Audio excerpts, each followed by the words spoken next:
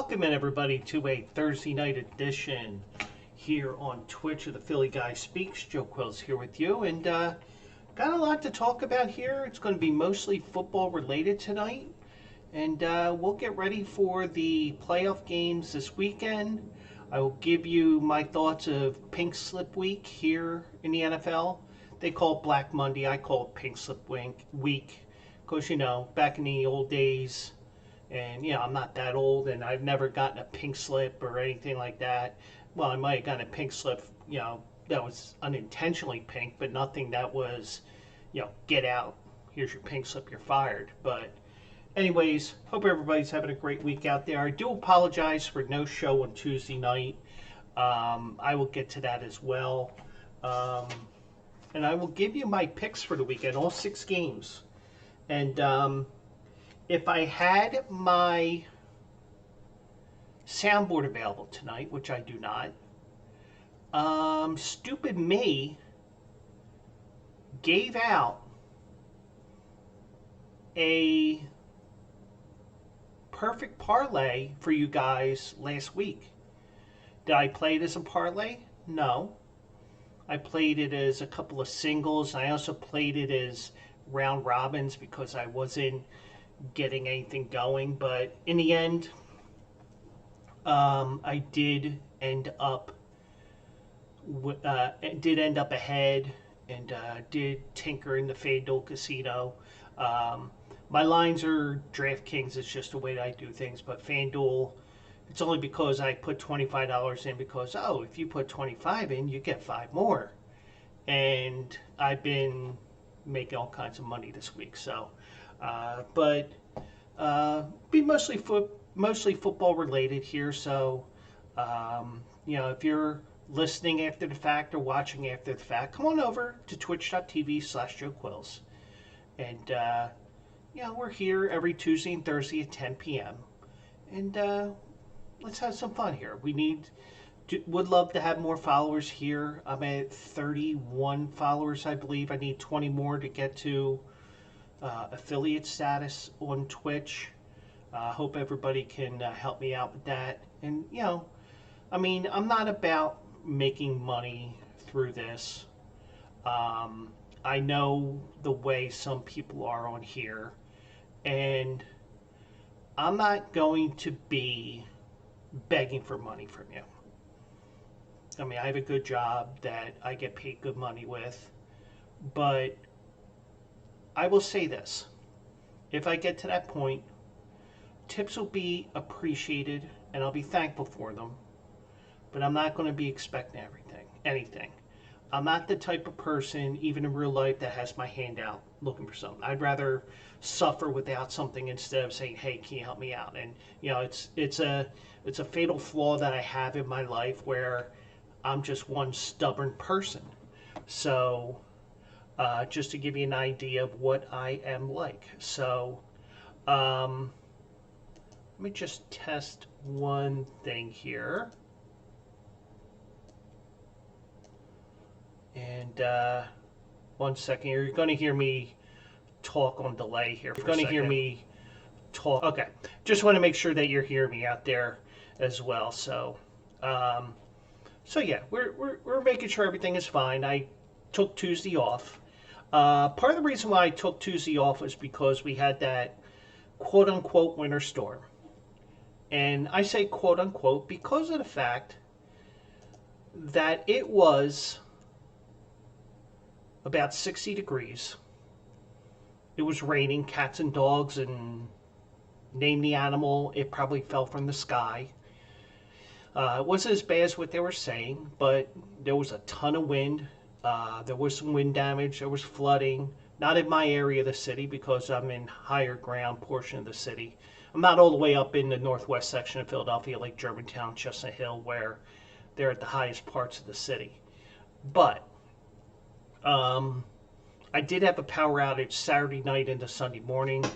I was talking in a voice chat with my good friends SJ and Brian. I think we had somebody else in there. You know, that's irrelevant, even though they're good people there. You know, I'm trying to expand my my footprint and my brand with good people, you know. And yeah, I went on my phone, and I said, "Listen, I just lost power. Now's a good time for me to go to bed because it was like 2:30." But so I went to bed with a power outage. So a little bit of a inconvenience, but not too bad. But did get power back right when I woke up at 10 o'clock. So, but you know, it is what it is. So I was like, you know what? I have one power outage already this week. I didn't want to take a chance of getting 10 minutes into the show and then, boom, and start looking like North Korea in here again. Because if you follow SJ, welcome in. I was just talking about you in a good way. I was talking about my demise of power late Saturday night, early Sunday morning.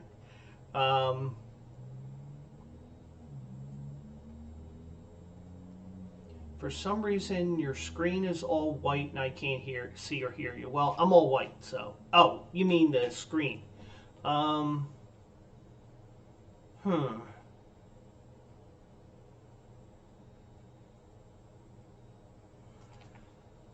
Let me test something here and I'll talk here as well. So, and I forgot what I was talking about here. Oh yeah, so Tuesday night it was that bad storm. There was a lot of wind, and you know, depending on what side of the building you're in and stuff like that. And SJ's also texting me here.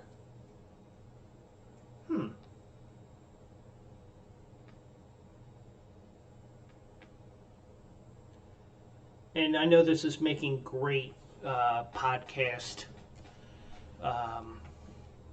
And this is making great podcast content here because of the fact that I'm like going, but yeah, and SJ will make fun of me for that weird face later on. That's right, I go into here.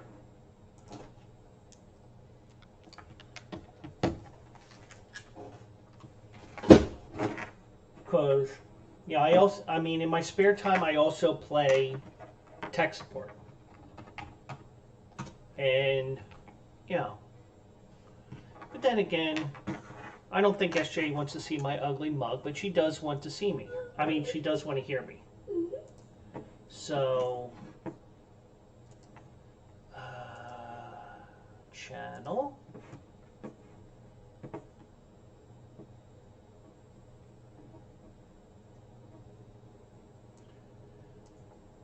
Okay, so I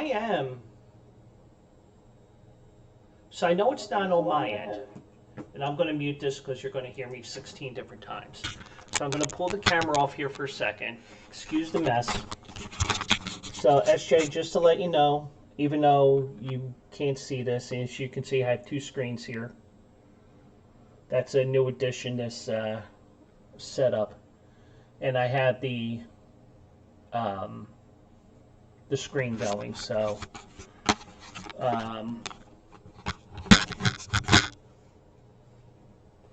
so let me just text her back. And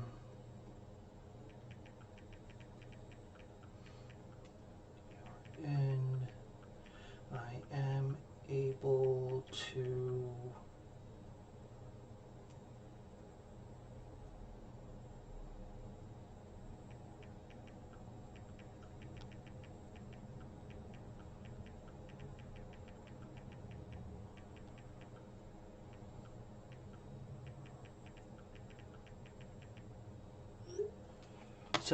So I did let her know that I do have video and sound. So I just wanted to let her know because you know, I mean, I would do this for anybody.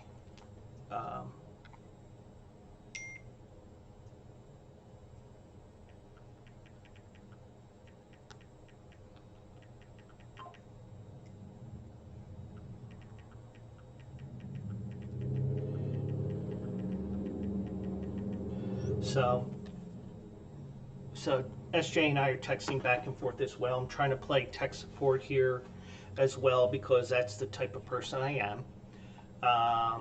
Trying to do too many things at once, like I always do, and it is what it is. So let's get to it here on this Tuesday night. As my sheet here went to the side here, so last couple of days have been crazy. Two legends and one that was a borderline legend all left their jobs in some way, shape, or form. The big one was today with Bill Belichick leaving the Patriots. And I don't know if you can call it a firing or a resignation or this or that or whatever it is. You can call it whatever you want. I'll just call it that.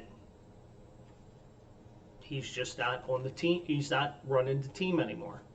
And Bill Belichick is 13 wins away from passing Don Shula for number one on the all-time wins list. And I'll tell you what, I mean, the way it seems with him is he's the type of guy that is going to go back, he's going to coach again, he's going to get those 13 wins, and who knows, maybe he gets a chance at another playoff or another Super Bowl, depending on where he goes. Or has the game finally passed him by? That's the one thing. That's the one thing that I'm worried about as well.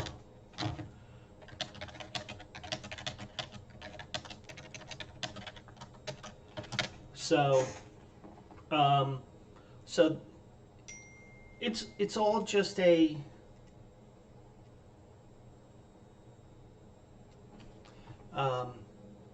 it's all just a it's all just a what's the word I'm looking for here? As SJ distracts me in a good way. But I'll tell you what. Sometimes you have to wonder, has the game finally passed him by? Was it old Tom Brady? You could argue it was Tom Brady. There was a reason why. I saw some clip of some documentary, whatever it was, and it was like, oh, we can't believe that Tom Brady is here at the end of the fifth round or wherever pick 198 or whatever it was fell that year, and they took Tom Brady. I was like, but I mean, now that you see the behind the scenes stuff, so I don't know about you, but I still think he's a great coach. There's controversy involved, and I feel like if you get put into the right situation, no matter what it is, you can look like you are that great coach. It doesn't matter who you are or what you do. Look at Nick Sirianni. Last year, he's a great coach because he got the Eagles to the Super Bowl. He was a great coach until he won that game at Kansas City. Now, everybody in Philly wants him gone because the Eagles lost 5 of 6 games. And I'll get more into the Eagles later on as my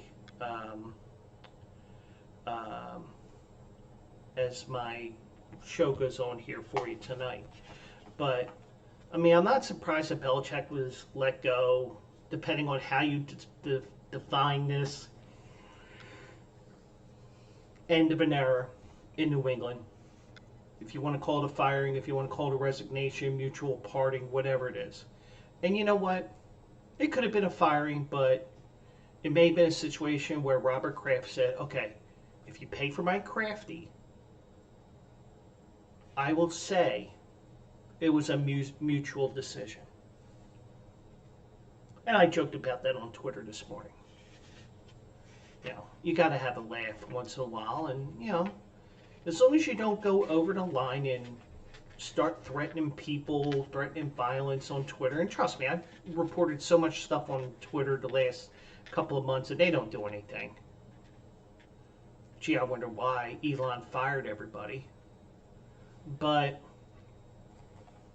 I really think that Bill Belichick is the type of guy, he may be a Paul Bear Bryant, he may be a Joe Paterno, enter any other coach's name like that who coaches until, you know, they die like 3 months later.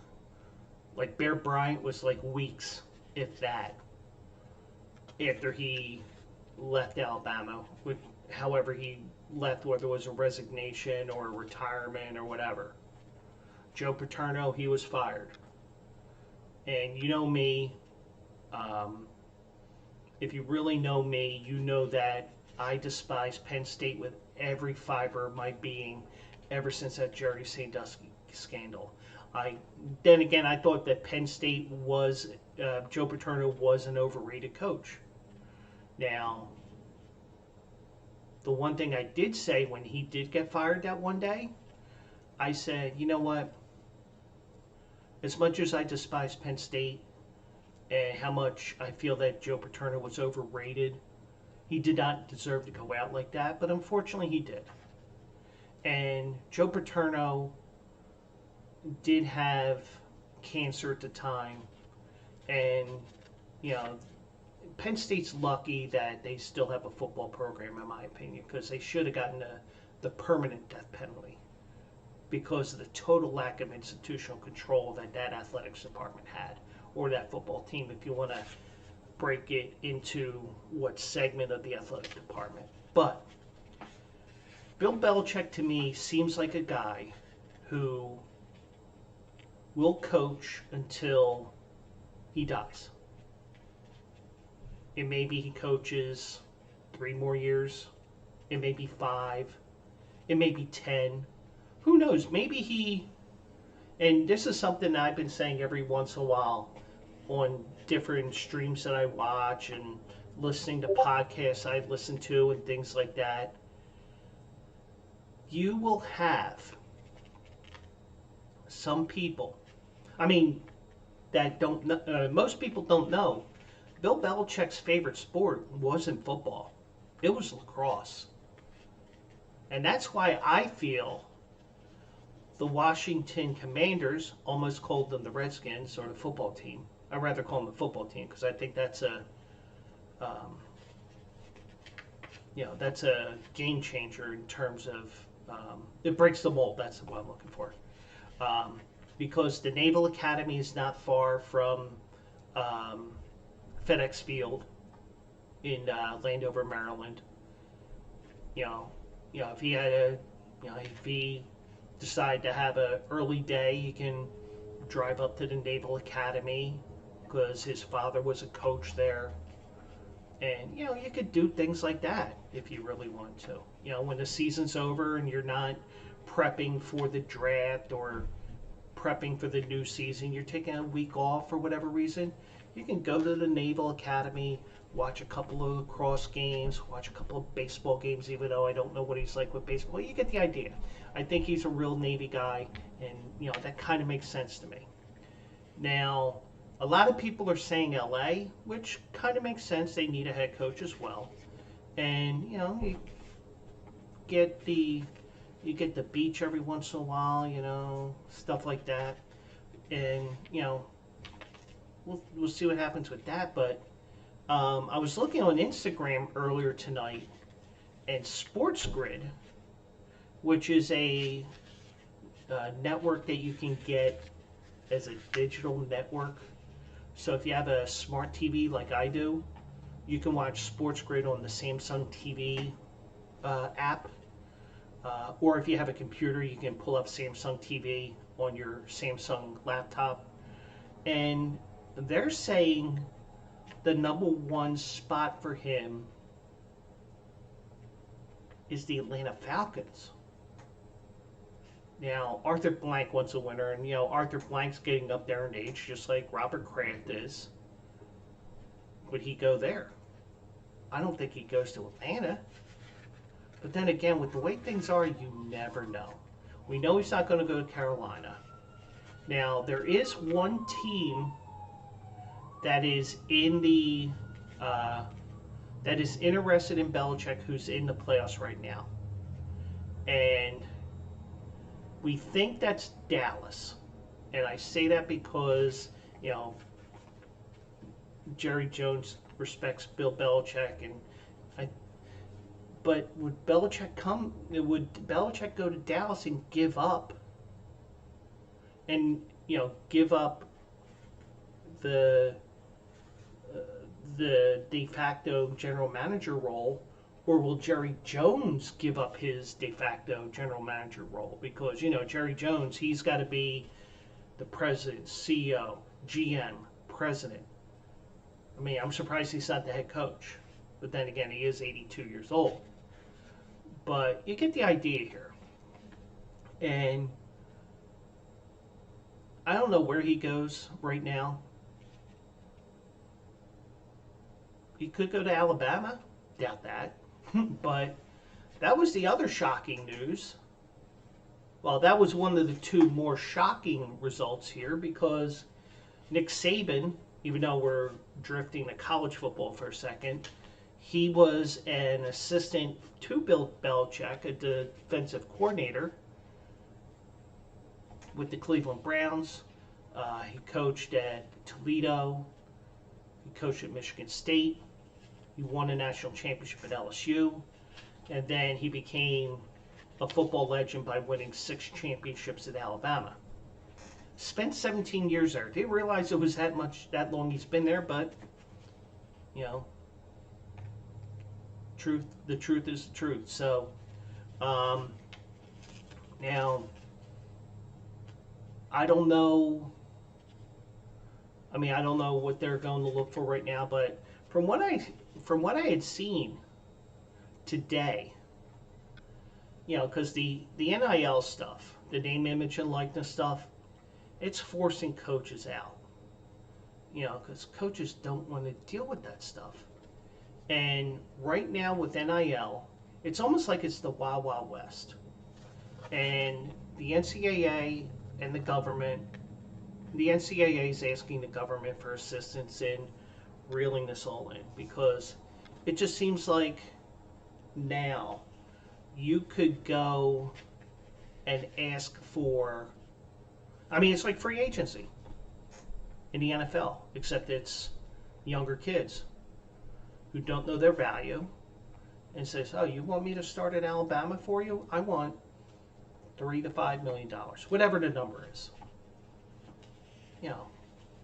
I mean, the only difference between now and back in the day, whatever you consider back in the day, is everything is in the open now. It isn't hush hush. It isn't $100 handshake. It's not money in a McDonald's bag. I'll gladly take money in a McDonald's bag, even though I've been hitting left and right on FanDuel this week. Brian, how's it going, man? Brian and SJ are my mods here. They are both here right now. At least I know Brian is. SJ was having troubles earlier. Trying to help her out there. But there was a bit of a strange thing, because an hour prior to him announcing that he was done with Alabama and done with coaching, he was interviewing assistant coaches. So you went from one extreme to another, and something happened where he just said, "F it, I'm out. Get me out of here. I'm done. I'm not going to deal with it anymore." Now, I did see he did quote health issues. Now, I didn't say anything, it wasn't anything serious, but, when you're in an advanced stage like Nick Saban is, and you have all this BS going on with name, image, and likeness, he probably did the same thing, like, for example, what Jay Wright did at Villanova, and he basically said, I'm out as a coach. I mean, he's still on the Villanova campus once in a while doing administrative work for the university and for the athletic department. I think it's more the university side than it is the athletic side, but, You get the idea. And according to my good friend Tony Bruno, who's recovering from illness right now, Jay Wright does spend most of his time on the western coast of Florida. I'm not going to say where because, I respect privacy. Unless it's common knowledge where he lives for the most part, then I'll share it. But, I'm too respectful, let's just say that. So, but that was the second shoe to fall on Wednesday. The first shoe to fall, which ironically some people on Twitter were starting, was a flight from Seattle, Washington to Tuscaloosa, Alabama. Why is that? Because Pete Carroll was let go as a head coach of the Seattle Seahawks. And he had a 14-year run. He did win a Super Bowl. He lost the Super Bowl to Bill Belichick and the Patriots in that play where he decided to run a slant on second down. Was it second down or was it third down? Either way, my opinion is if you're going to throw a pass there, you throw it to the corner of the end zone. If you throw it too far, it's an incomplete pass. But that's a whole story for another day. But Pete Carroll is now an advisor to the football team. Now, the thing is with the internet and with Twitter, don't believe all that stuff. And, I don't believe it. If Pete Carroll does end up at Tuscaloosa, which I don't think happens, it was just coincidence I saw that on Twitter. And, people could doctor things up like you wouldn't believe. But Pete Carroll was let go, and the Seahawks were mired in mediocrity over the last 4 years, and they missed the playoffs this year. And, sometimes you just need to change, even if you're a 72-year-old coach that runs around at practice and before games like you're 32. And trust me, he probably runs circles around me, and he's got a good 20-some years on me. But I'll tell you what, I mean, Pete Carroll, maybe he does another coaching job. Maybe he just stays as an advisor. But it wouldn't surprise me at all. But, the one thing is that was the first shocking move of the week. Because the other moves that came up were not that surprising. It just took a couple of days until we started getting the pink slip week, as I call it. Some call it Black Monday. I call it pink slip week, pink slip Monday, whatever. But, that was a bit of a surprise. Pete Carroll had mediocre best quarterbacks the last 4 years with Russell Wilson on the downturn. Geno Smith, playing better than he ever had in his career. But when you look at that, it wasn't top tier quarterback. But he was doing enough to get the Seahawks into the playoffs last year. On the cusp of it this year, they just couldn't get over the hump. And you do have everything there. So, but all that was the major ones that happened this week. The ones I would have covered on Tuesday. Ron Rivera was fired on Monday afternoon, officially. The Washington Commanders, they weren't complete.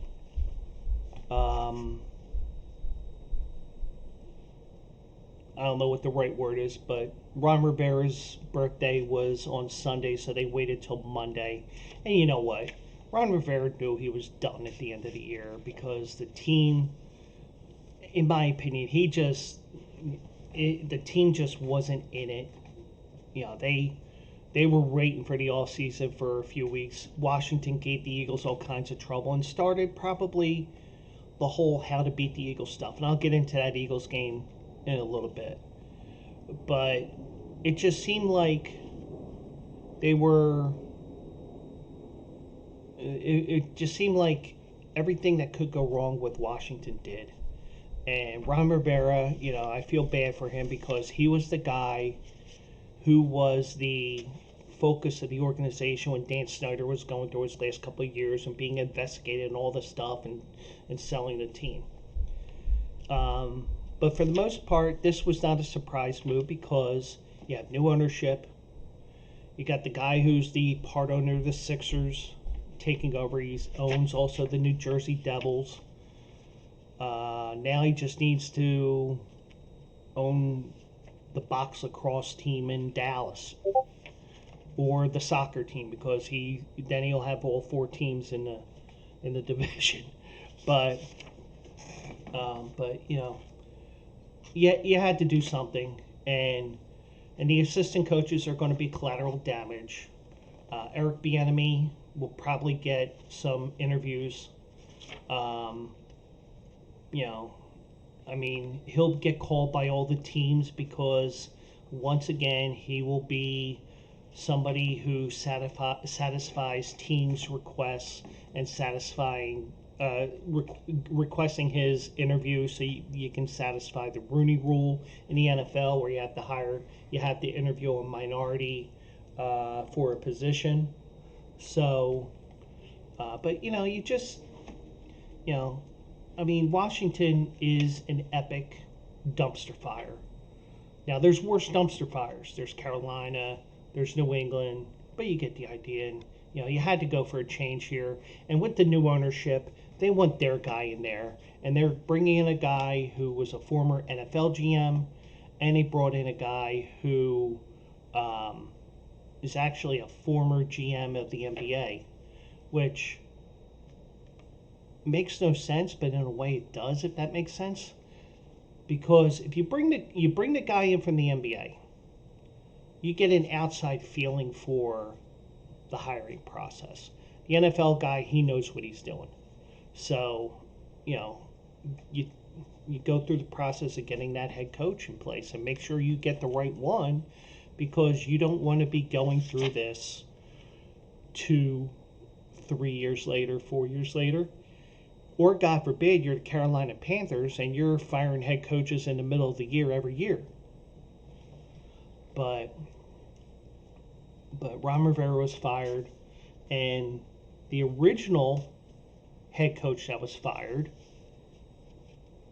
was Arthur Smith, and, you know, just like the nickname for the day is Black Monday, 2 minutes after 12, boom, right on my phone, right on everybody's phone that has ESPN, NFL, name your favorite sports app. Boom. Arthur Smith relieved the duties. Not surprising because he went 7-10 3 years straight. Got a bit of a hall pass in the first 2 years because they were in salary cap hell. They got out of that hell this year, but they didn't have the quarterback that was really a team that they could lead to a division which was within reach in the final week. Arthur Smith did not get fired because he called the New Orleans coach, told the New Orleans coach that was F and BS when New Orleans did not take a knee in the final minute. And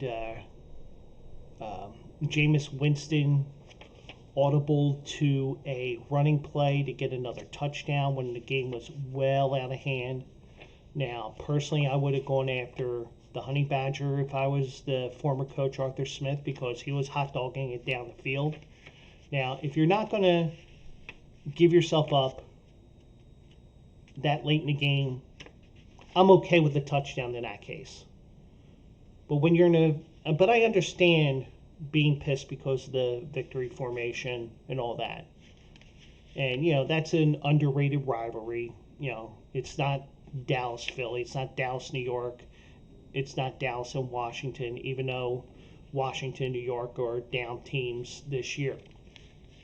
But when you have the defensive back who got the interception hot dogging down the field and not, just either giving himself up or just going right to the end zone, it's like, I scored a touchdown. That hot dog stuff, that's the thing I would have been pissed off about, not the touchdown, because the interception and the hot dogging around, running backwards or whatever he was doing and getting knocked out of bounds at like the 2-yard line. That's what I would have been pissed off about, because that's where you go. I mean, that's how you got to the 2-yard line, to set that up, because of the fact that you had a guy that could have scored a touchdown and been like, I scored. Instead, you got a guy hot dogging, and then you got a fake victory formation because he wants to audible out. But so we have 5 coaches who were fired, let go, resigned, whatever you want to call it. And then you have openings in Carolina. You got an opening in Vegas right now, even though I feel that the Raiders should not let Antonio Pierce out of the coach's office. Hire him. I think he's got something there that the Raiders have needed desperately for the last 10, 15 years. And I think there's one other coach that, I think there's one other position that's open, but it's escaping me right now. And, if you're listening to the podcast or wherever, I know you're screaming this team's name.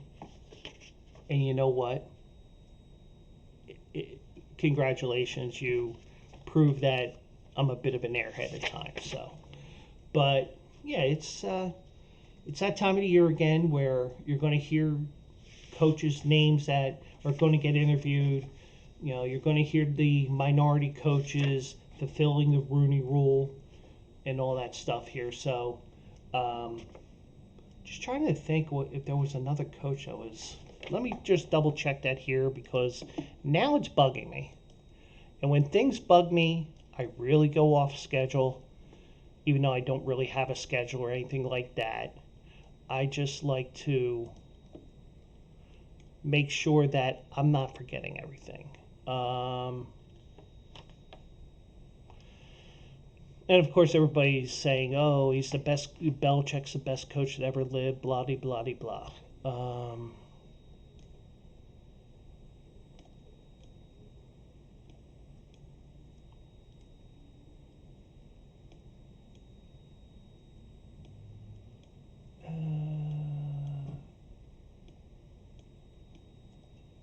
Tennessee. Mike Vrabel. Vrabel's another guy that could be a head coaching candidate in New England.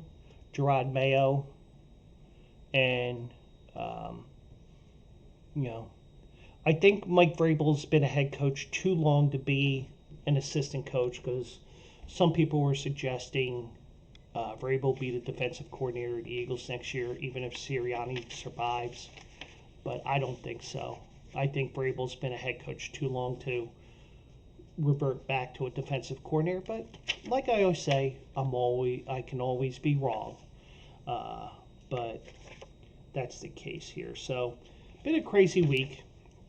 And before I get to my picks, I do want to let you know, check out my articles on bleacherbrothers.com. I gave out another winner today. That's 2 that I won, and or 2 this week. The thinking that I had was a little different. The race at Aqueduct today, there was a coupled entry, which means that there's some sort of a common bond between these 2 horses. Usually, it's either the trainer or it's the owner.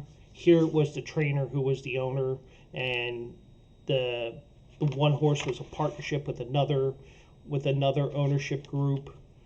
But my horse won, and I will have to tell Brian and SJ about that race later on because I had to do another withdrawal from FanDuel. But my thinking was, and if and that probably be better suited for a Saturday stream or whatever I do. But my thinking is when you have that rare coupled entry, as they call it, if your horses finish first and second, that place bet where you're usually paying to two different sets of tickets, as I'll call it, just to make it easy for you guys. Instead of going to two different groups of tickets to pay out, you're only paying one because your horse, your one, which was in this case the horse that won that I tabbed, even in my article, that horse won. And the 1A, they put a letter with the number because, just to differentiate the two, even though they're wearing the same saddle cloth and stuff like that. He finished third in this race. If he finished second, then all the place money goes into that pot, or it gets distributed to all those that had the one to place, which I did in terms of my wager on Bleacher Brothers. And, those that are listening to this podcast and watching this video, just to let you guys know, these are fictitious bets, so to speak. It's just to guide you, to let you know what I think. And I will tell you one thing. I'm the type of person that'll say, hey, this is what I think. But remember what you're paying to read that article. $0. So, even though that's my tip for the day or the race or whatever, you can ultimately say, oh, bleep him, I'm going with the 8 horse, which finished second. Now, when you have a horse that finishes first and second that are the coupled entry, I've seen a lot of times where the place price will sometimes pay more than the win price, which was what I was going for. But if that wasn't the case, it finished first and third. The one paid $3.50 to place. I think the 8 paid like $3.20 or something like that. So now, if you took my $20 tip on how I would have bet that race, you got $35 back. So me, SJ, and Brian will know in private what I did and why I had to pull more money out of FanDuel, because greed is good. And so is being lucky as hell right now. So, and you know what? We're going to make this a quick night tonight. And, follow me on Twitter. I refuse to call it X because it is Twitter to me, damn it. Twitter, Instagram, and Threads at Joe Quills. All that information is right here on the left-hand side if you're watching the video, as you see.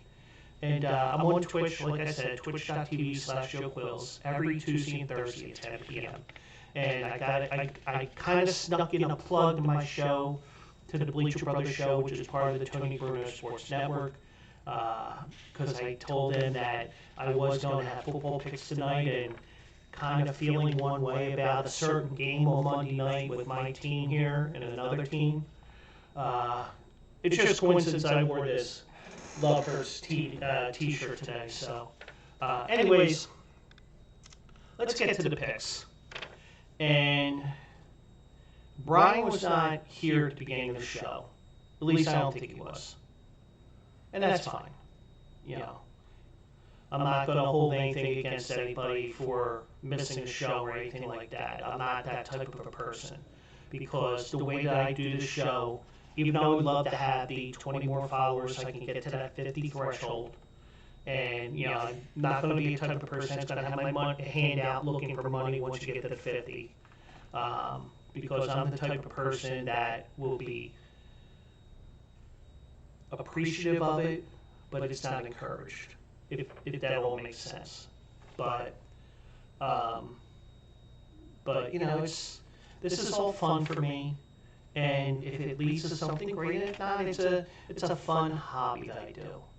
And I love talking sports. I love talking gambling to a certain extent until you realize that I am a small time better in terms of money spent. But it's all about having fun and being fiscally responsible for yourself, and that's what I'm going to say with these picks here, because you could have a great day, a great week like I've had, and everything goes into the toilet real fast. If you're playing these games this weekend, play them responsibly. 1-800-GAMBLER. Bet within your means. Just like any other week. If you don't have the money, that's okay. You can always bet on something else. Because I'm not going to be the type of person that says you must play this or else. You have a choice here. And that's why I call this segment of the show the Philly Phade. Because you can go with me, or you can fade me. Or you can just say, bleep it, I ain't playing that game. That game is a horrible wagering opportunity. And it's all up to you, because you make the final decision whether you go to the actual sports book in Vegas, or all the states that have sportsbook gambling, and you give your hard-earned money to get a couple of hours of thrills, or a couple of minute thrills if it's a horse race that you're betting on, or whatever it is. But there's 6 games this weekend. We're in the wild card round, the super wild card weekend, as the NFL deems it, and I will give you my picks for this weekend. And we have 2 games on Saturday, 3 on Sunday, and the Monday night game. So let me pull up DraftKings here.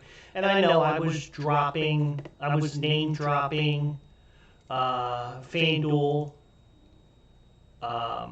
left and right. That's only because FanDuel had a $25 promotion where if you put a certain amount of money in, we'll give you a certain percentage back in money to wager. So I started with 25, went to about 200 on Saturday or Sunday, pulled money out. Hit a 14 college basketball parlay, where SJ was wondering, why do I always pick UNLV? It's just that, that time of the night, it's one of the last games on the docket. And also my desire to be in Vegas a couple of times a year, especially before it gets too hot when June and July comes around. But you also have,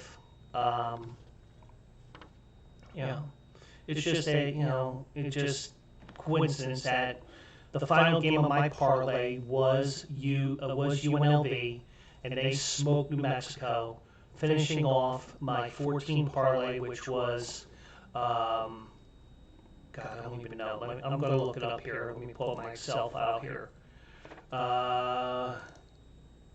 It was on Tuesday night while all the rain was going on. I had Duke minus 5.5 points. They won by like 30 over Pitt. Creighton won by about 30 over DePaul. Those are my 2 point spreads in my parlay. Then I went Boise State money line at plus 106. They were a slight dog at home to Colorado State, who was ranked 18th, I think. Colorado State held on to win that game, and UNLV won. Parlay odds were plus 1551, so 15.5 to 1 odds, and congrats to me. I got to withdraw money again. And had to withdraw money again today. SJ and Brian will hear that story on the after show, as I'll call it. But anyways, here we are. It's game time. It's the Philly Phade. I'm 4-0 this year. And I am hoping that I can go to, I mean, maybe I get lucky. Maybe I get off to an extremely hot pace here and go to 10-0. But, we are going to lose games here. Nobody's perfect. But let's have some fun with this here. So, the first game of the weekend, Houston's back in the playoffs, so you know what that means. Houston inherits their 4:30 Saturday time slot. Now, I'm surprised the NFL didn't step in and say, hey, we need to switch this around, put the Chiefs at 4:30 because it's so damn cold there, and put Cleveland and Houston at the 8 o'clock slate since they're a dome. Just the way the schedule worked out, they didn't look at the weather forecast. I think that they wanted the Chiefs on Peacock anyway because, all the Swifties will be watching that game in bated breath, seeing their breath because it is so damn cold there. I think the game time temperature is going to be -4. So, yeah, it's going to be a real cold one. Cleveland is looking to get a win here. Joe Flacco, if he wins this game, he will either tie or pass Tom Brady for most road playoff wins in NFL history in the playoffs. Houston, they're a year ahead of schedule, if you think about it. Now, I think I had the Houston Texans as one of those teams where in the second half of the year they will really get going. The other one being Green Bay, who plays on Sunday. Now, I really think that with Houston, for the most part, it's one of two things with a young team like this. It's either the spotlight gets to them and you're a deer in headlights, or you're totally oblivious to the pressure and you win. They're playing at home. They're a road dog. Cleveland doesn't play as well on the road, especially their defense doesn't play as well. Let me just check one thing here before I get to my pick here for that game.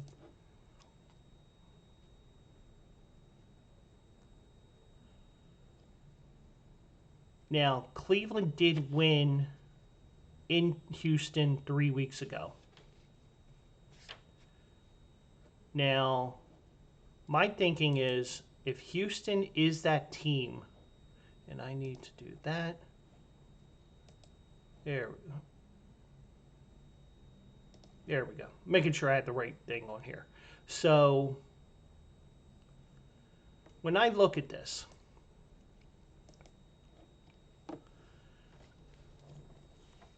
Cleveland could come in after everything that happened 3 weeks ago and think, oh, we're just going to score all these points again, and we're just going to do the same thing over and over again. Just go deep and just score a ton of points.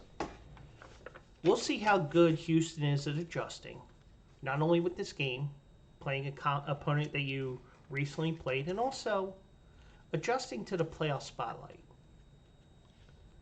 I think Houston is going to do that. And ladies and gentlemen, this is my first upset of the week. Technically, it's an upset because of the point spread. And the one thing I will tell you is, if you think Houston's going to win this game outright, why go here at +2 -110? Even though a lot of people by habit do that because, of all those football pools that we had growing up, those little pieces of paper that were 3 inches by 7 inches or whatever the length was. You just circle them, you give the little stub and you give it to your guy. Everybody's used to that. And some people, they will just do, oh, I'm just going to take Cleveland money line because, I don't mess with lines. Me, because this is a 2-point game, the chances of Houston covering this 2-point spread and losing by 1 is very small.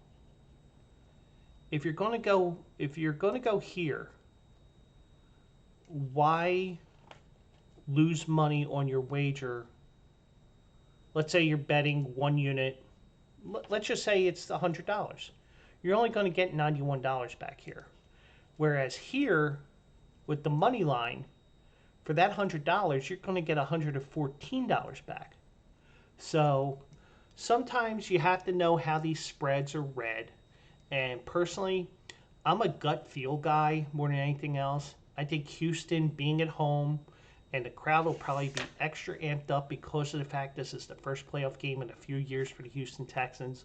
And they're ahead of schedule. There's no doubt about it. But I think they get their win. They advance in their time slot, the Saturday 4:30 game. Houston advances, and that's my first pick. Houston money line plus 114. And if something changes in these odds, I will change accordingly as well, and update you as well, because we will finalize these picks before we close out the show here tonight. Second game, Kansas City and Miami. Miami, they went from a 2 seed to a 6 seed. But up. What do I mean by that? Miami, all they had to do was beat Buffalo. They had that lead.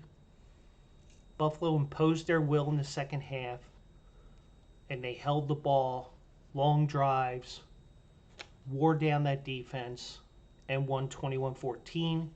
Buffalo wins the division. They got the 2 seed. Miami drops from 2 to 6, becoming a wild card. And now they have to go to the North Pole, a.k.a. Kansas City, where it'll be -4.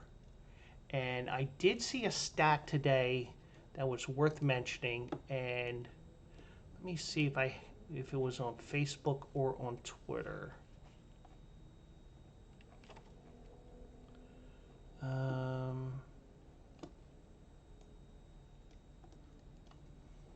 Let me check Facebook here real quick. And if I don't see it, I'm just going to try to remember what it was.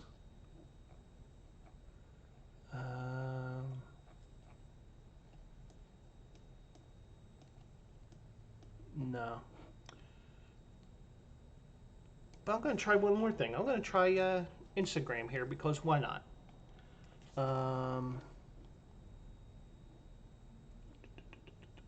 There we go. I keep forgetting if I change the tab, it's going to change your view. Sorry about that.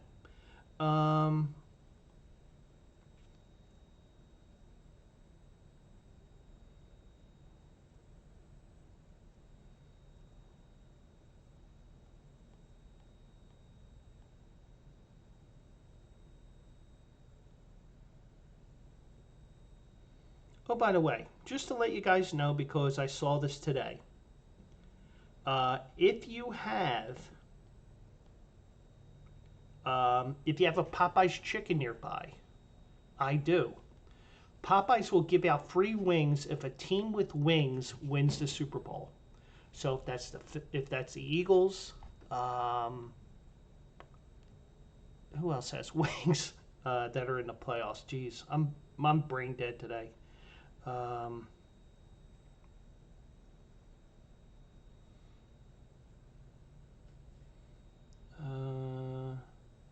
The Ravens. Yeah, it's the Eagles or the Ravens. So those are your two teams. If you want free wings, Popeyes. They're not a sponsor, but little funny thing I saw here.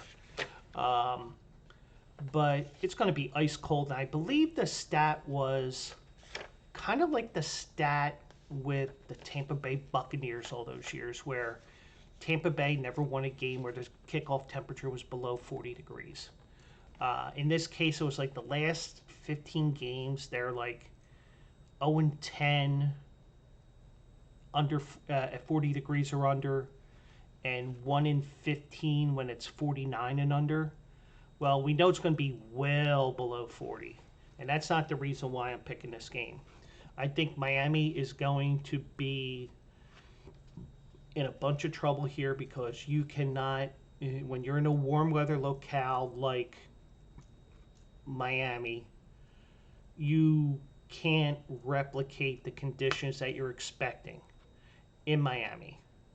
Now, granted, Kansas City, they can go indoors and crank up the heat, but this is a game in Kansas City. It's ice cold. I don't see. Miami has all kinds of injuries on the defensive side of the ball. Tyreek Hill, he's a little banged up here. Waddle is hurt. You know, and just a reminder, Brian, you got to play the Waddle sound alert when we get into that private chat later, if there is one tonight, because we have to honor Chris Christie bowing out of the presidential race because he waddled away. But anyways, this is an easy game here. Usually I stay away from the VIGs that are more than 10% here, but going to 4.5 isn't that big of a deal to me. Boom. Kansas City. That's my second pick. Then the Sunday games. Pittsburgh, quarterback controversy, all that stuff. They're taking on Buffalo, who is a team that probably no one wants to face in the AFC right now. Buffalo has all their flaws. They have their turnovers with Josh Allen, but they're finding ways to win. They won the division last week in Miami, and you know, weather is going to be horrible in Buffalo, but Pittsburgh's used to it. This isn't like it's Buffalo and Miami having to go to Buffalo like they did last year. Now, for the sake of this segment, the Philly Phade, I'm taking Buffalo minus 9.5 at minus 118, but in real life, I would not take that pick. I would tinker with the line and, you know, maybe make it 10 or whatever, or just not play this game in terms of the line. But since I'm picking all 6 games here, I'll take Buffalo. I'll eat that extra 8% of a VIG there. That's my third pick. Green Bay and Dallas. This is an interesting game. Now, Green Bay, they're the youngest team in the playoffs this year. They're taking on the Cowboys team that's won 15 or 16 in a row at home. And, you know, it's getting louder and louder. We them boys, blah, blah, blah, this, that, and the other thing. But I'll tell you what. I think Green Bay, at the very least, is a team that can give Dallas fits. They're going to give Dallas fits like Joe Theisen's prostate gave him fits whenever he would go to the bathroom, or whenever he had to go to the bathroom. But I am going to play safe here because the Green Bay Packers have never lost at AT&T Stadium. Now, granted, AT&T Stadium has not been around that long. And also, we know about how these long streaks come to an end. Ask the Philadelphia Eagles. They lost to the New York Jets in week 5 or 6 of the season. Trust me, I picked the Eagles that week. But if you're really brave and you think Green Bay can keep that streak up at AT&T Stadium, then go ahead. Green Bay is proving me right. At least I think they are. I gotta pull up that podcast from September when I was making my predictions, because I think my prediction was Green Bay super slow in the first half of the year, coming on strong at the end like they did. I'm gonna play it safe here, and there's nothing I want more than to see you cash Green Bay at plus 250, especially with the fact that it's the Dallas Cowboys. And I would love to scream around 8 o'clock when Green Bay takes the knee and wins this game. I would love to do my Jimmy Johnson impression and yell, "How about them Cowboys?" I don't think I have any Cowboys fans on my floor in my apartment, so I won't be pissing anybody off. However, I am going to play it safe here, because streaks do come to an end. and which streak will come to win. I think the Packers streak in a close game. I'll take the Packers plus 7 here at minus 108. And we will hope that they pull off the upset, even though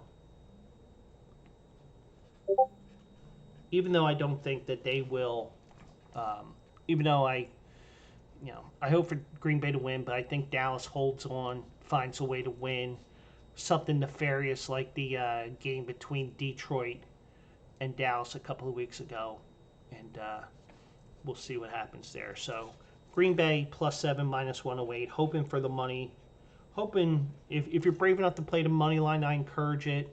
It's just that I'm playing it safe here, which is a rarity for me sometimes.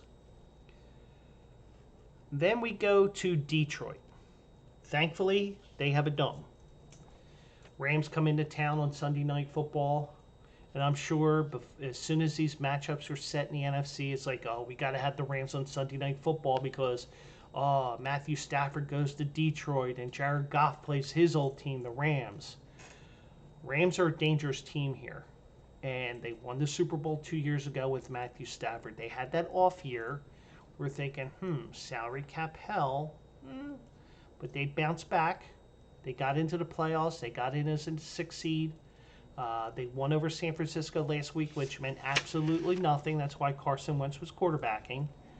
And Detroit, even though they're facing their former teammate, at least some of the guys on the team are probably still on the lines from when Matthew Stafford finished his Detroit portion of his career there.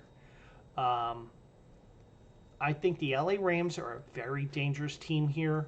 Detroit's playing their first home playoff game in 30 years. And ladies and gentlemen, I'm taking the Rams. Plus 136. I don't think that they win the game outline. I think that the Rams win this outright, and they get to have a rematch.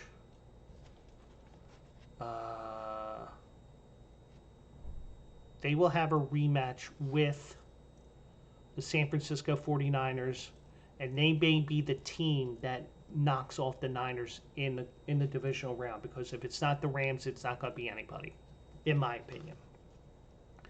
And then we go to Monday night, and I'll be getting done work at 7:30. I'll be all legaled up, even though I do not have good vibes on this game.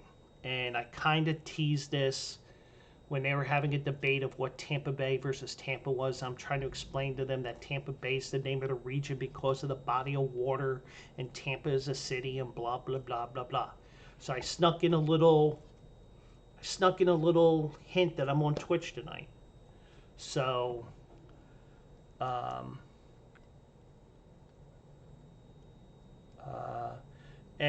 Brian, I just saw your post here because I'm looking at different screens here. I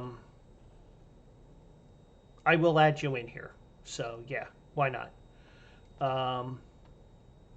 So we'll go over your picks as well, and we'll do whatever. So I do not feel good about this game. Now, personally, I don't think you're going to fire Nick Sirianni, even though it is a fireable offense that you lost 5 of 6. If you're an Eagles fan or you think the Eagles are going to win this game, you can call it the curse of Big Dom, because Big Dom is going to be back on the sideline after his unnecessary suspension. I think it was total BS that he got suspended for essentially 6 games. 5 games he got kicked off the bench because the San Francisco guy was picking a fight with him, in my opinion. But this team isn't what it was at the beginning of the year. Now, Darius Slay is supposed to come back. That should help the Eagles. Whether it does or not, that's another story. Jalen Hurts has a broken middle finger, or I'm sorry, he had a dislocated middle finger. It was not broken. He showed everybody about it on the show, and if you are watching after the fact, I wasn't giving you the bird. I was just demonstrating what Jalen Hurts did. But I do not feel good about this game at all. But the thing is, Tampa Bay is Eagles beat Tampa Bay in week 2, or was it week? No, it's week 3, and that seems like eons ago. And I am hoping the Eagles win this game just so that I don't have to worry about one and done.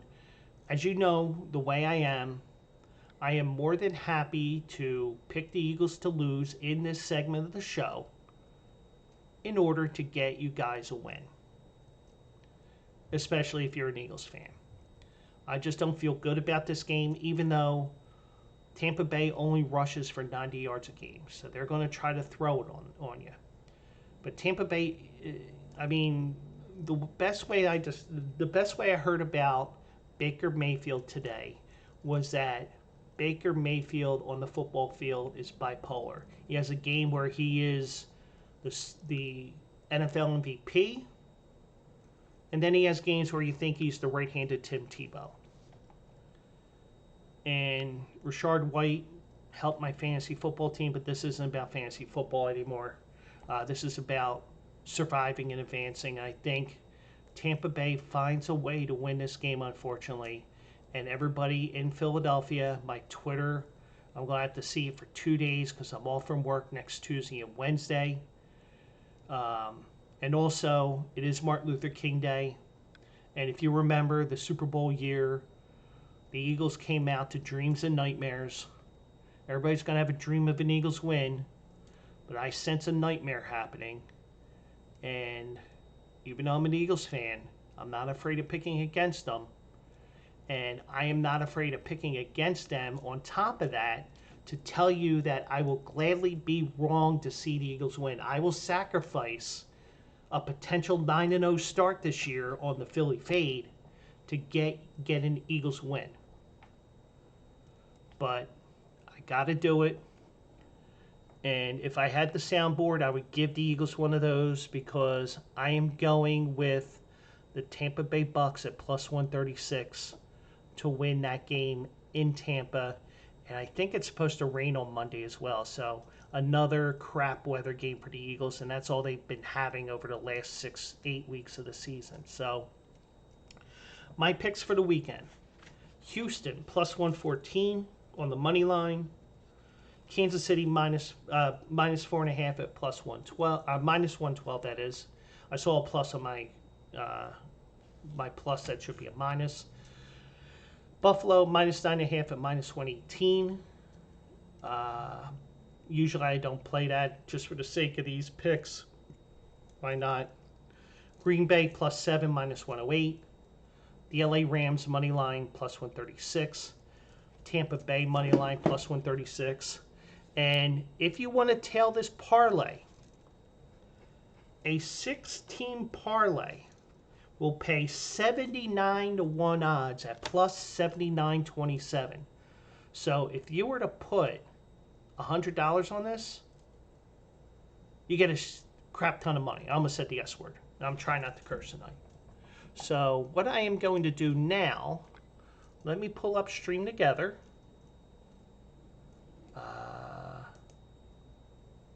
I'm going to bring Brian in. Let me figure this out here again. Start streaming together. Duh.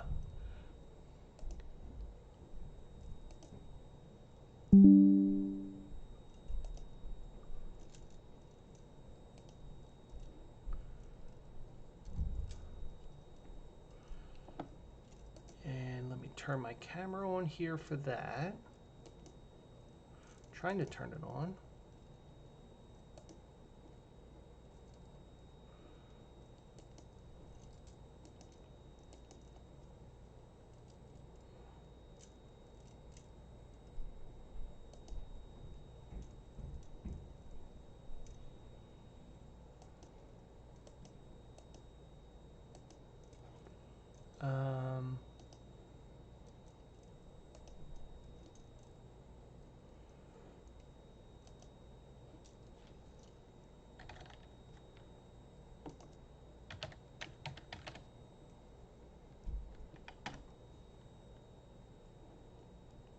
Make sure here.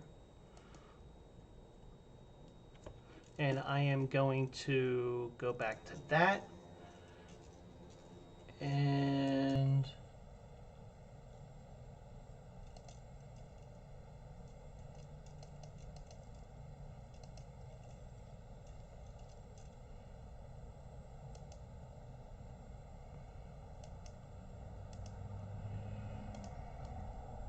I've sent you an invite, Brian. Hopefully you see it. He's getting ready.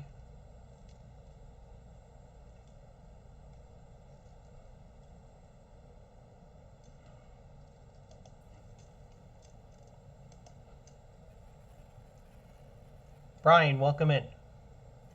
What is up, Joe? Not much here, you? Nothing much, man. I mean, just today in general has just been, I mean, wow, man. I mean, or I would say, should I say this week has just been very interesting. It has been. It's been a very interesting week. Yeah. I mean, Jesus. Yeah, I mean, away from here, on here, yeah. everything. It's been insane. Yeah. No, it's. First it was what is it? It was Pete Carroll. You know, we hear that Pete Carroll is retiring from coaching, and he wants to go for like a a managerial position, I believe. Yeah. Within the Seahawks. I mean, that's understandable, but I mean, and then it's then we hear Nick Saban from Alabama retires, and it's like, wait, what? And then today, I mean, now we hear that that Belichick is retired, and it's like the future for him is just wow, man. Yeah. I mean, what a crazy week. It definitely has been. What a crazy week. Exactly. Lord have mercy. And in the first firing of Black Monday, or as I call it, Pink Slip Monday, was at 12:02 a.m. on Monday morning. Oh my God! I mean, it's just this weekend itself has just been the biggest. Like, it's just been like a blur. Honestly, I mean, it's impossible to know where everything is going to be headed. I mean, as far as like the NFL, and as far as like where where college football is going to be at at this point as well. I mean, wow. Yeah, and then I'm sorry, go ahead. no, and then of course this weekend where everything is going to be happening for teams who are in the playoffs and all that stuff. Yeah. Which, all right, let's go into that really quick, because the Saturday games, the first one with Cleveland and Houston. It's a game where I'm going to be closely watching this game because of two reasons. One is that I'm mainly going to be looking at Joe Flacco on his play style, number one. Yeah. If it's going to be the same Joe Flacco that we've been seeing for years, or if we're going to get a different version of Joe Flacco that we haven't seen. Yeah. Let me see if I can get my camera up really quick. There we go. There you go. At least I'll see. I don't know if anybody else will see it, but that's fine. Yeah, that's fine. But regardless, the way that game in itself, I mean, you have an incredible defense by Houston, and you have a defense by Cleveland as well that is just, they're both like, it's a match made in heaven, yes, you could probably agree or disagree on that, but Yeah.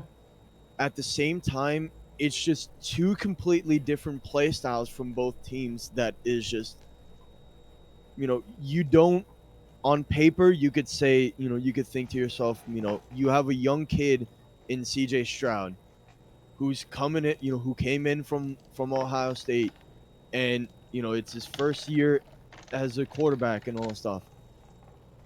And then at this point, now, and then you're going up against an experienced quarterback like Joe Flacco, who did come in late in the season.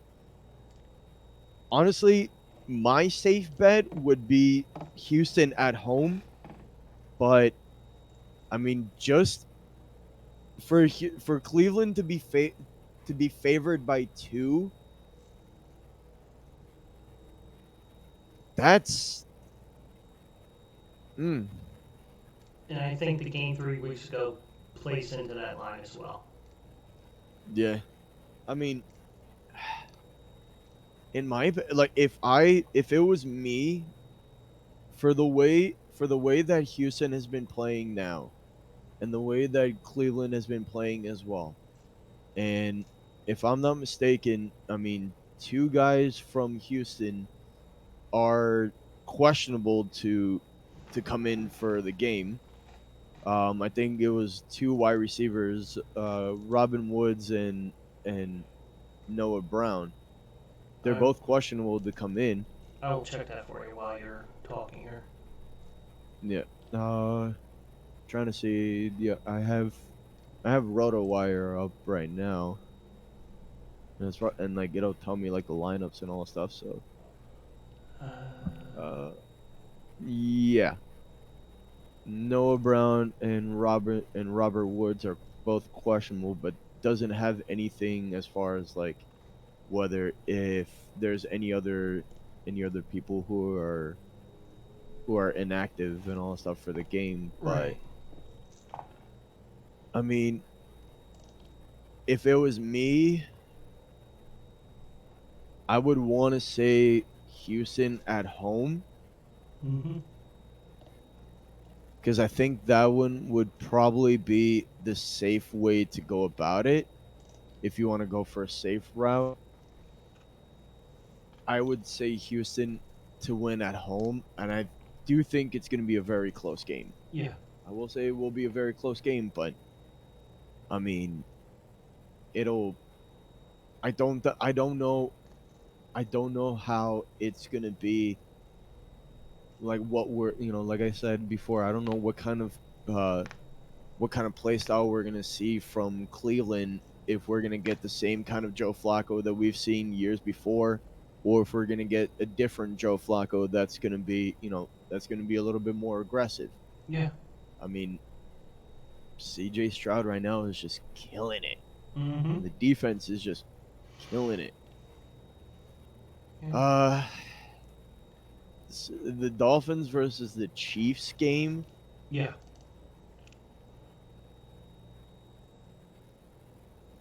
No, remind me who it was that you had put in for that game.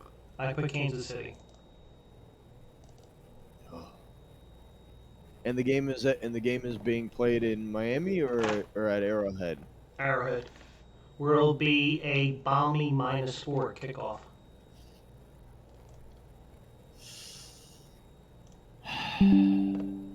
Oops, I did not want to do that.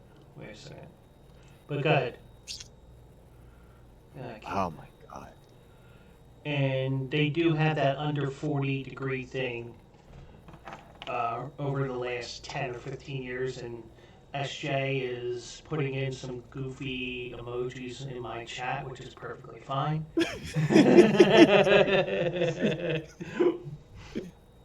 Gotta show her some love, you know? Oh man.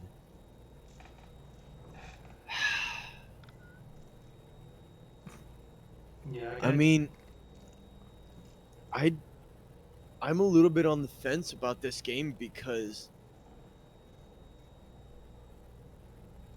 this season Cleveland is not looking the best. They're not looking good. yeah. I mean, their last the last few games for Kansas City. Let me pull this up on ESPN.com for a second. Um, the last, what is it? One, two. There are 1, 2, 3, 4, 5, 6. Oh, yeah. I mean,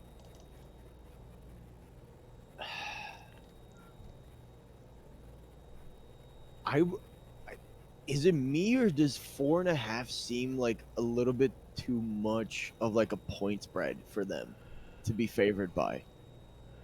I think in normal weather conditions, normal, you know, not too extreme of a weather condition, I would say it's too much. I don't know how you can prepare for being in Miami, preparing for extreme cold like this. Whereas you could, let's say Kansas City had to go to Miami, you can just crank up the heat when you're indoors. I mean, not only that, you're also playing in a football field that's outdoors. Yeah, Like both stadiums, like in either Miami or Kansas City, they're both outdoors. yeah. I mean,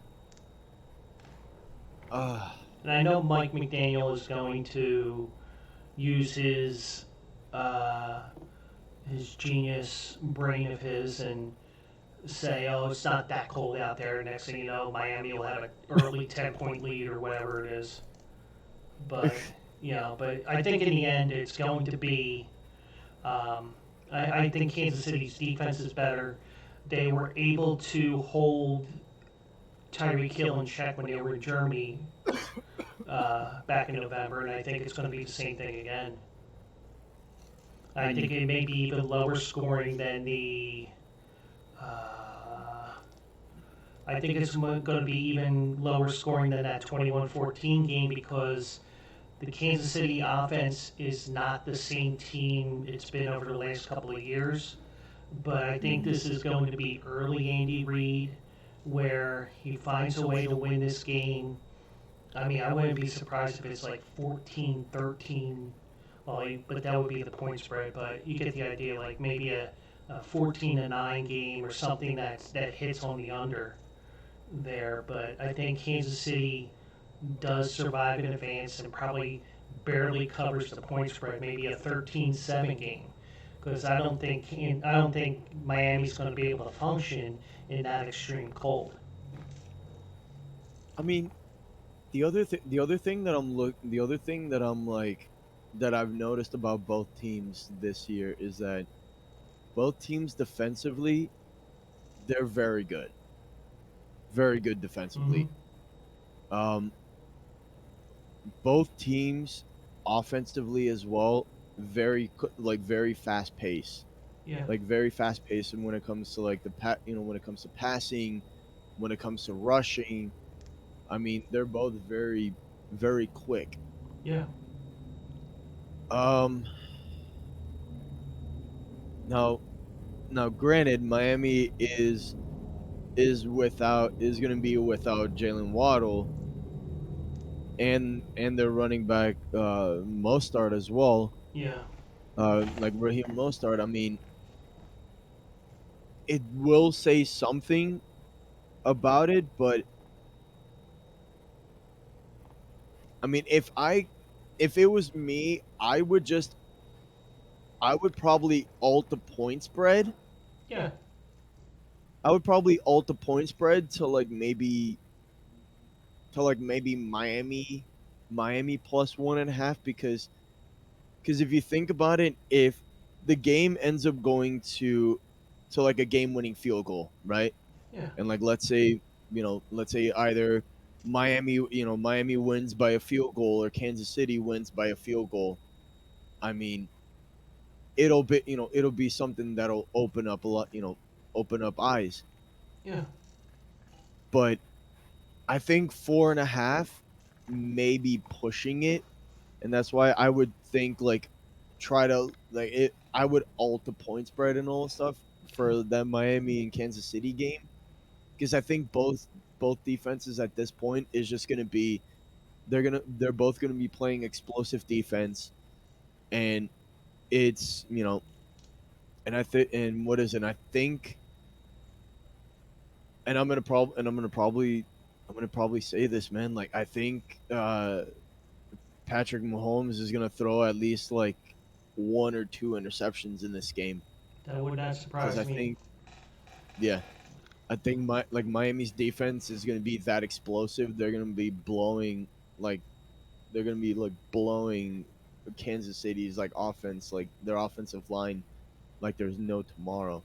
Yeah, They're gonna be pressuring. They're gonna be pressuring Mahomes a lot. yeah. I mean, the Sunday games Mhm. is where it gets a little bit interesting because you have Pittsburgh and Buffalo. Yeah, Ay ay ay ay and ay. that line. Now, if I'm at the sports book and I see minus 118 for the vig, like I see right now on DraftKings, I'm not Yep, touching same that. here. I'm tinkering with that line. Even though, and also TJ Watt is out too, and Yeah. the Pittsburgh Steelers are 1-10 when TJ Watt misses games. So that's a fact I should have mentioned earlier. Um, I mean, I would tinker with that point spread so I can have less of a vig on there. But just for the sake of me picking winners here on the Philly Fade, you know, it's not that big of a deal that it's 18, but that's a game that I would tinker around with a self-serve machine because I am a self-serve machine type of guy where I like to press buttons and say, oh, what if I do this? What if I do that? As long as there's not a huge line behind me, because that's the worst thing to have, whether at a sports book or at the racetrack, where you have 15 people behind you complaining, will you hurry the F up? But, you know, Hmm. Buffalo, they're the hot team. Pittsburgh, I don't want to say backed in, but they they got Olayed into the playoffs with Baltimore resting their starters, and Yeah. it just screams the blowout of the weekend, in my opinion. Uh, I mean, you do make a good point there. I mean, on it, honestly, if I were to tinker with with the points and all the stuff, I mean, 9.5 is pushing it way too fucking much. Oh, and I dropped the first F That's bomb okay. of the That's okay. night. That's okay. Ah, dang I it. mean, We were doing good. I'm just personally trying to keep it clean for my case in case somebody ever listens to this or watches this after the fact that has some pull, you Yeah. know. It's like Pat McAfee show all over again, where Chuck Pagano threw threw Mm. the F bomb in the middle of like ESPN like broadcast, and it was just like, oh come on. Well, they do curse Yeah, from time to time on there, but yeah. they have that joke thing that they do at the start of the show and at the top of Hmm. the hour, you know. Yep. It's like how many days has like this certain person like since they've dropped an F bomb on their Mm-hmm. on the show and all that stuff, Yeah. that they haven't dropped an F bomb. It was just like, well, there you go. That was my first F Mm-hmm. bomb on here. Yeah. Dang it.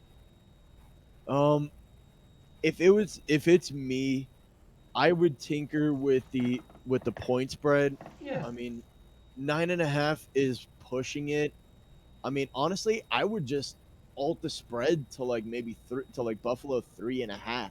Mm-hmm. I mean, you would get it for like minus 287 right now, but if you tinker with it at minus 3.5 right now, I mean that would probably be the safe way to do it.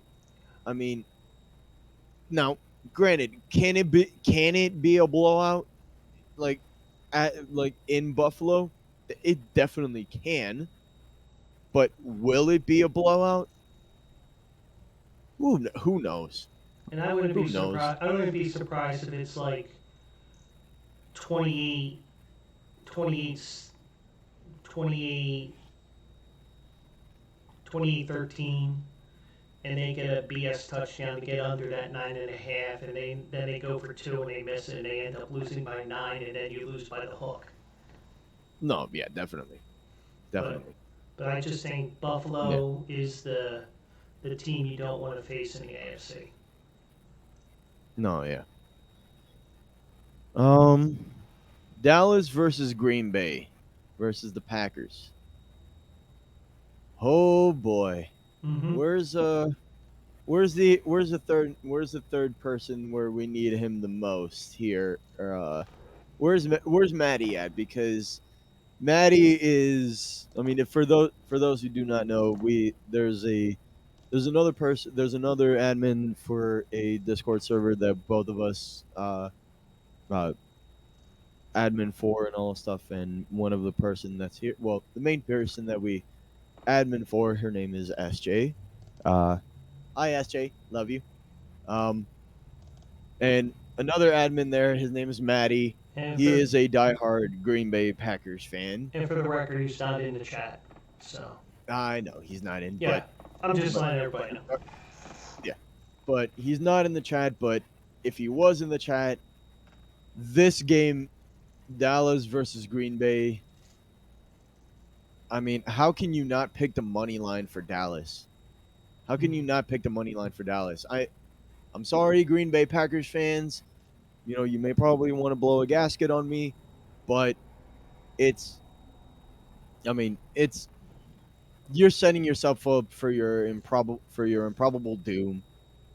Packers are not going to win. Are not going to win against Dallas in Dallas. I mean, it's it's the Cowboys. I mean, the Cowboys are going to move on. It's a little bit predictable. Yeah. It's going to be predictable at this point. Like, move on. Mm-hmm. You guys made it to the playoffs. Congratulations. But you're not going to win against Dallas. Dallas is too overpowered of a team right now.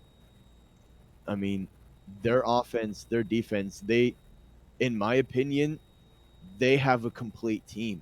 Yeah.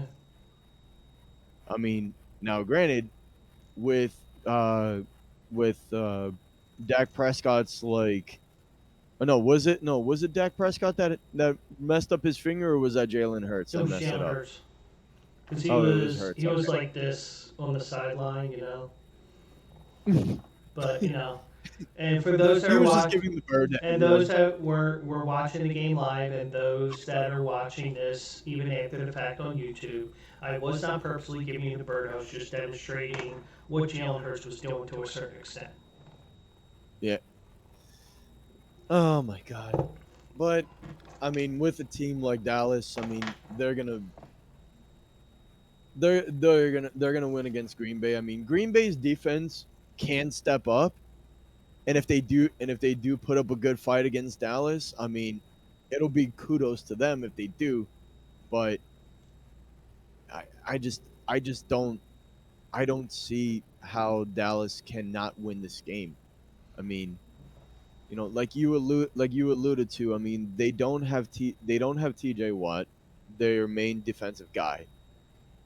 Their defense as a whole is pretty solid. Mm-hmm. Their quarterback uh who is it, Jordan Love. Yeah, He's a good quarterback, but and he's you been had your run you had your run this year. yeah, You made it in. and It he's proved me right this year. If if I remember what I did back in September when I did my podcast predicting the season, Green Bay starts slow. They make a run towards the end of the year. They get in, cause all kinds of havoc, that sort of thing. mhm. And then what happens when they make it in? They Yeah, end up getting eliminated. would not surprise me, but we know how everybody in your area, my area, everywhere around the country, we them boys, and the next thing it's we them boys are out of the playoffs. Mhm. Which I hope we hear at about 8 o'clock on Sunday. Even though I think it's going to be a close game that Dallas pulls out, even if they have another phantom penalty like they got with the Detroit game. Yep. Speaking of the Detroit game, Detroit and the LA Rams. My. Mm-hmm. Matthew Stafford returns to where he was Mm-hmm. in his with his previous team. The question that I'm gonna pose to everyone who's listening live or who's listening on or who's watching the playback on YouTube, do you think the crowd is gonna respond either positive with Matthew Stafford coming back, like returning to like Detroit for a game, or do you think it'll just be like just a sea of boos for Matthew Stafford?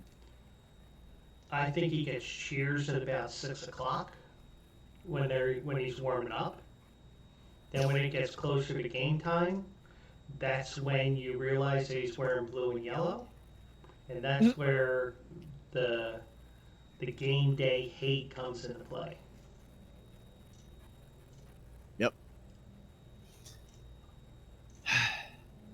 Now, you said you had the Rams to win this game against Detroit. Yes.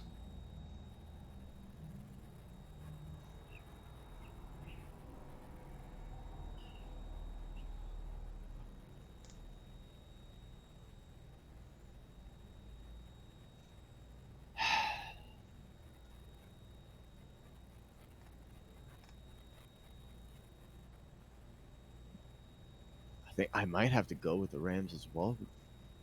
I'm gonna have to follow along with you on that. And if SJ goes with the Rams as well, that means everybody has to fade and take Detroit. How dare you, sir? How dare you? Like, come on. You know how it Like, is. You know how it is on those TV shows. ESPN, NBC. Everybody picks the one team, and here you find out they lose by 20.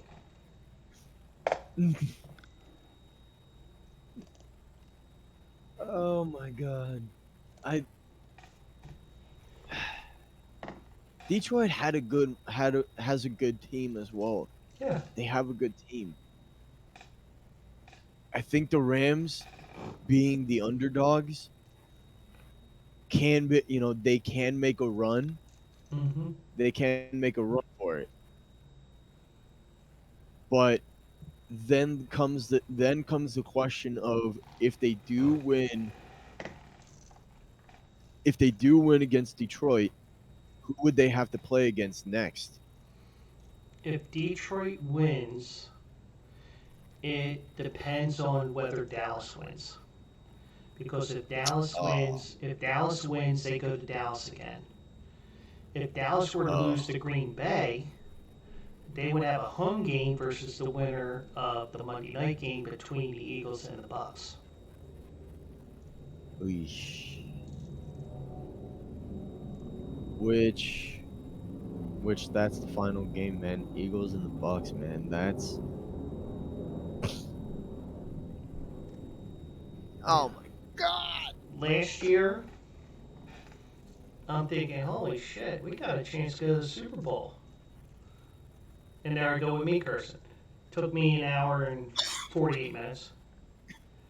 And this year, it's like, put me out of my misery. Why couldn't you make this a Saturday 4:30 game? Why'd you have to make the playoffs, Houston?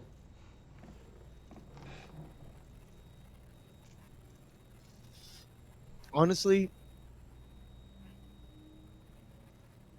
I think an interesting game to have for a Monday night football game, in my opinion, would have been Detroit versus the Rams. That would have been a great game to like close out Monday night with. Yeah. They would have swapped those two games. I would have been fine with it. But But the fact that we NBC. have Oh, the sorry, fact go that ahead. we have Philly versus the Bucks on Monday night. Yeah. I mean, the first two Monday night Super Wildcard Weekend games have been total dumpster fires with LA and Arizona 2 years ago. Last year was Dallas and Tampa. Do you think we could see do you think we can see a dumpster fire of a game for this game in particular? Well, the best way I can describe Baker Mayfield is on the field. He's basically bipolar. You don't know what Baker Mayfield you're going to get. You may get Tom Brady for a game, or you get Tim Tebow. Which do we know if Jalen Hurts is going to be starting that game, or is it Baker Mayfield that's going to start? Baker Mayfield's with Tampa. The backup's Marcus Mariota. Oh, It's going to be Jalen Hurts. He's just taking it easy so far in practice with his finger.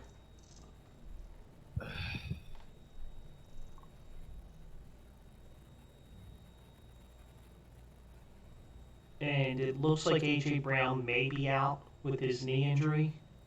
I don't think they mentioned too much about his knee. Devontae Smith is practicing this week, so he's good to go. He had full practice today. DeAndre Swift should be ready to go with whatever he had this week. You know, Darius Slay should be back too. That'll help defense a little bit.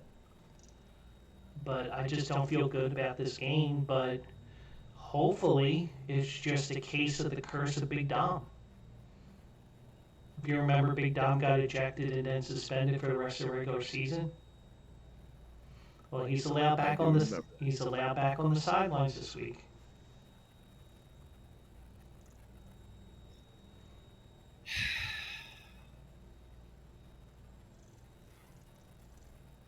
I'm just a little bit. I'm a bit iffy on this game because I'm still a little bit confused on how Tampa Bay made it in to the playoffs. I'm still very iffy on how they did that. Yeah, they won the division, but that division has been the trash division in the NFL the last 2 years. It's been pee pee poo poo. Mm-hmm. I mean, there's no way around. There's no way else to describe it. I mean, that division has just been clearly pee pee poo poo. Mm-hmm. Like exactly. For them to go for Tampa Bay to play at home against Philly. And the Eagles, probably the best thing for them is to play the playoffs on the road. Can you imagine going down 14 points early to Tampa Bay here in Philly? I mean, you think that girl from 2 weeks ago, was it the Giants game? The girl, oh no, it was the Arizona game. The girl goes, it was the Arizona game, yeah. What are you doing? It'll be a million times worse. Yep.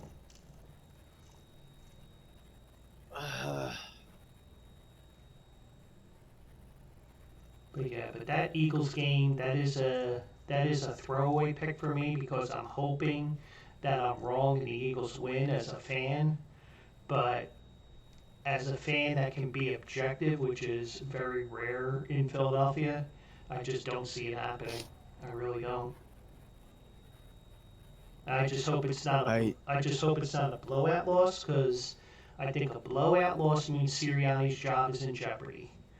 I don't think his job is in jeopardy as some people say. But you lose badly to Tampa Bay, then yes, you deserve to be in jeopardy. Yeah. And they may not get home until middle to late in the day on Tuesday because we got snow coming Monday night into Tuesday here.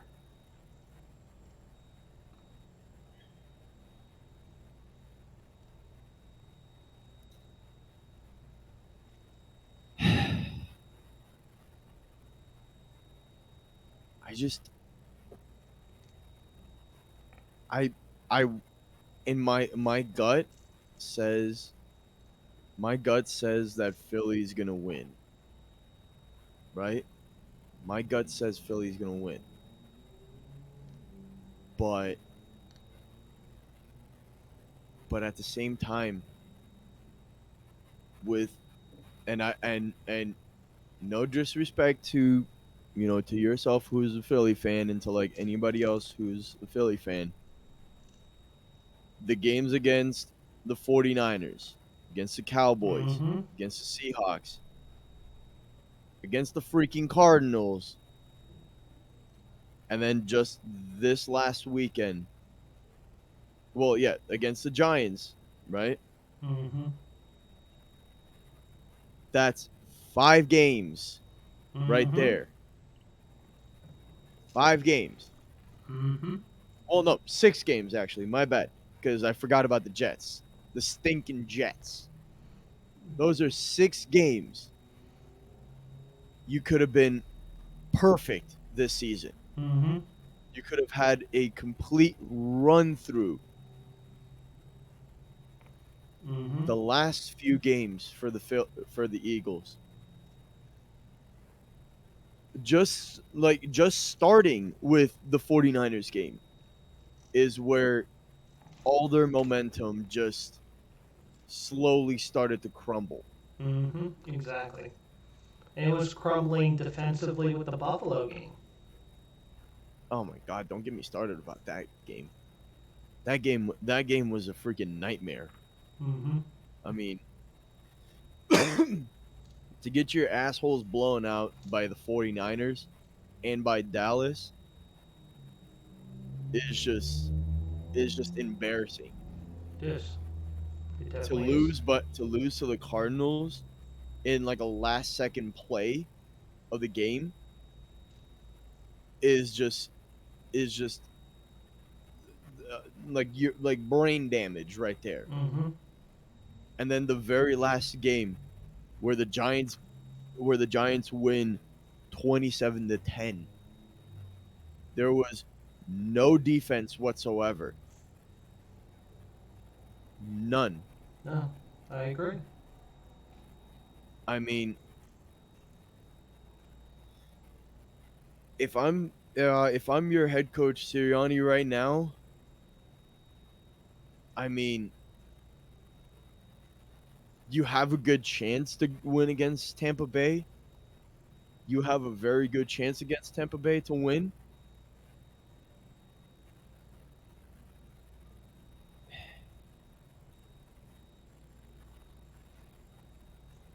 If the Buccaneers win this game, you and I both know Philly fans will riot. Mm-hmm. They will riot. Mm-hmm. Now, are they going to immediately petition for Sirianni to get fired? That's where everybody is just going to be. That's where the real question is going to be. They already Are they going are. to push? They already are. The fans are already. Yeah. And it would be an embarrassment to lose to Tampa Bay and then your head coach gets fired immediately Mm-hmm. right after.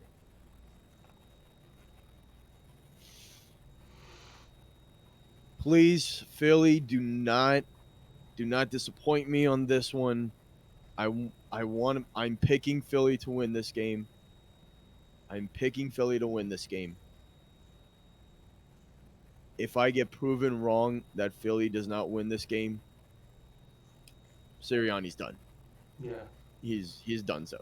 See, I think he's. I think if he loses a close game, he survives, but he has to find new offensive and defensive coordinators, or at the very least, a defensive coordinator, because I don't think you can. I don't think you can keep Sean Desai. You might be able to keep Matt Patricia, but I did see that New England wants to interview Matt Patricia for the head coaching job, and you know what? You know, if you want to go back to New England, go right ahead. I don't care.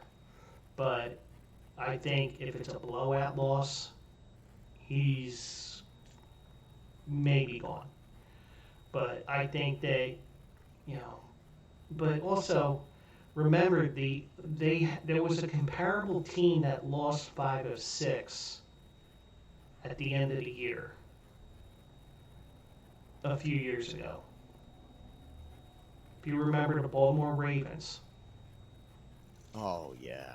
But Yeah. I did some research on this. They did clinch the division. They had nothing to play for, couldn't move up, couldn't move down.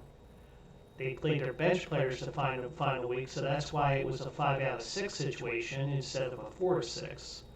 And they ended up winning 1 game at home, and they won 2 games on the road. Got to play San Francisco in the Super Bowl and the Harbaugh Bowl, and Baltimore won. But this is a totally different situation. These are ugly losses that the Eagles are having week after week, which is something that Carolina does, or I'm not going to say the Jets because the Jets actually play defense once in a while, but you get the idea. And it's, I mean, I would not argue. I would not argue against Jeffrey Lurie if he does fire Nick Sirianni after this game, and I would not argue against it if he keeps him next year. I just think that the job is up in the air right now. It's just a matter of what you see there with it. Yeah. It all depends how that game unfolds tomorrow. I almost said tomorrow, thinking that we're talking on Sunday night. We're talking on Thursday night. It's all right. But that's how. You're the exact opposite of me with the Eagles game. You're picking the Eagles, and if they lose, in your case, me, I'm picking Tampa Bay. But if the Eagles win, in terms of my picks. Yeah. So let's run that. So let's run down what we what you have compared to what I have, like Okay. just to compare both of them. Mm-hmm. Yeah, I'll let you go first, Joe. I have Houston on the money line here. I'm not even going to play around with the points. I think Houston wins that game outright. I have Houston as well with the money line as well. Okay. Yeah. Kansas City, I got -4.5 here. I think they win. It's going to be low scoring. It's going to be a crappy game. It's fitting for Peacock so that a bunch of people can't watch it. But I have Kansas City -4.5. You see that? I mean that that one I do have. I have actually Miami. You know what? I'm actually gonna take.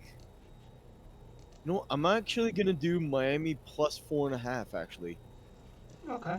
I'm gonna do Miami +4.5 for that game. And I understand mean, why you're saying that too. So. yeah. I mean, it'll definitely be a close game for sure. I mean, I just think I think in my opinion, I think it's gonna be a battle of the defenses of which defense is gonna be playing like better football. Yeah. I mean, Miami's defense is very good. Kansas City's defense is very good. They're both a very good matchup on paper, but on the field, I mean, I would take Miami with +4.5, honestly. Yeah. Yeah, and I just think the All right. weather's going to be a major factor in there. Miami's not going to know what to do in that weather. Just my opinion, but I understand what you're No, saying yeah, as well. yeah. And I'm showing the DraftKings page. At least I think I am on Twitch right now. So Yeah, I see it right now. okay, Buffalo and Pittsburgh. You see that right there, the Buffalo -9.5. I mean, like I said, I think it'll be. Will it be a blowout? Maybe, but I mean, to alt the spread for it. I have the spread, like the alt spread for Buffalo -3.5. Mm-hmm. which I think that's gonna probably be the safe bet to do. So I'm keeping it with Buffalo -3.5 with a alternate spread. Yeah, that's fine. I made Yeah, a note of that. yeah. And then we have Green Bay and Dallas. Mhm. I think you're on Dallas here. Yeah, I'm going Dallas money. I'm going Dallas money line. Okay. Dallas flat out to win. I mean, if and I did see that you have Green Bay +7. Right. It is gonna. I mean, I could see it going as a close game. I could definitely see it being a close game for sure.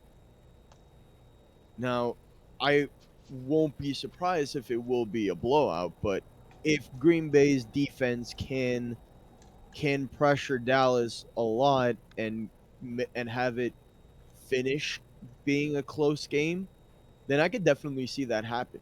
Yeah. I mean, it's plausible for sure. Yeah. I mean, don't get me wrong, it can happen. Um, but yeah, I mean, I would go with Dallas money line, Yeah. or you or you can alt the spread if you want for the Yeah. Dallas game. I mean, if you do alt the spread for the Dallas game, and if you put Dallas at, like, let's say -3.5, Mm-hmm. it's -194. Yeah.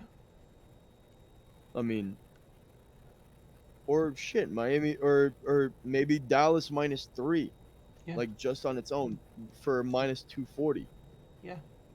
That could be another way that you could do it. Yeah. And that's I and mean, that's one thing that a lot of people don't know is you can alter the lines one way or the other, and sometimes it's good to be at those self-serve machines, especially when it's a little bit slower. Like you'll start getting busy tomorrow late afternoon for the Friday night games, and also some people just got paid, they got their money, and sometimes it's good to use a self-serve machine if you know how to use them, and you can tinker with the mhm. lines a little bit and say, oh, 3.5 is -190 something. -3 is -240. I don't mind the -240. Boom. Something like that. Yeah. The Rams and Detroit. I think we both agreed that the Rams are gonna win against Detroit Yes. in Detroit. Yes. It'll be a close game for sure. Yes, it definitely will. Definitely will be a close game. I mean,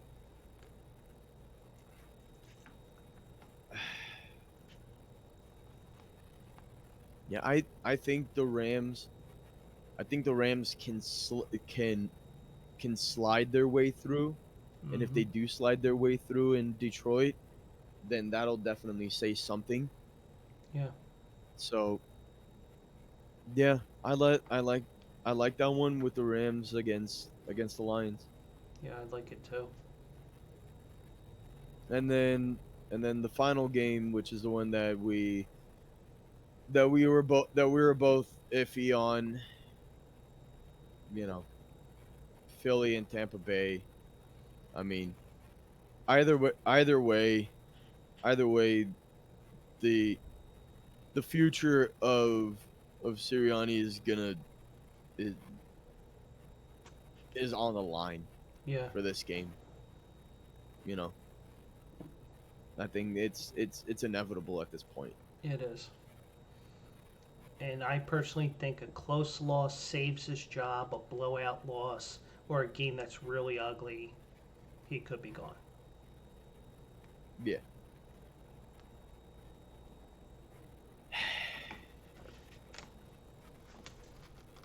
Yeah. And you're Uh, you're taking Tampa Bay -3 or on the money line, or taking the Eagles. I mean. I am taking the Eagles money line. Okay. Yeah, Okay. I'm And taking Eagles money line and I will for stop. that game. I will stop sharing that screen. And there we go. Uh, do So, want to mention that we had something in the chat. What up, Pork Chop Express? hey, Pork Chop. Blazers had a dumpster fire at the game tonight, crushed by OKC. Sorry, I didn't see that. Okay, Pork Chop. He's one of my friends from the free for all show that I mention every once in a while. Oh, Um, hey, hell yeah. he's out there in Portland. He's more of a European football guy than an American football guy, but that's cool. We do.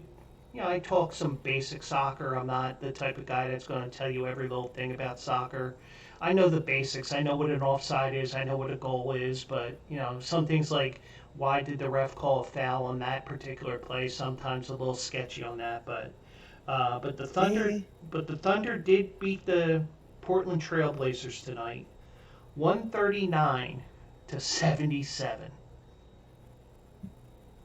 Wait, whoa, wait, whoa, haha. What? Mm-hmm. What?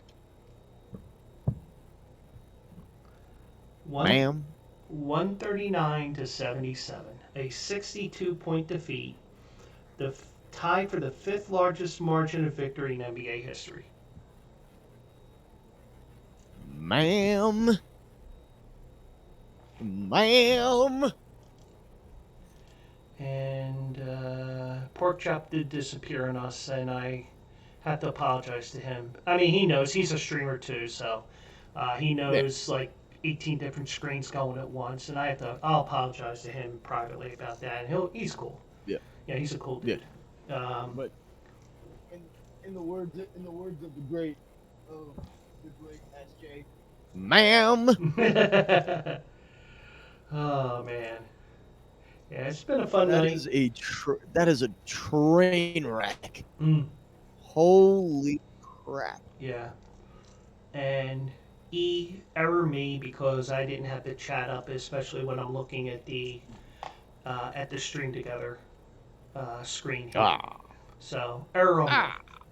It happens. Ah. Yeah, he's probably been gone for 15 minutes now, and I apologize to Pork Chop if he watches this after the fact. Ooh. Funny thing ever, right? Is that I have NFL I have like the wild card like weekly like the parlay boost and all that stuff, Mm-hmm. or I could do profit boost.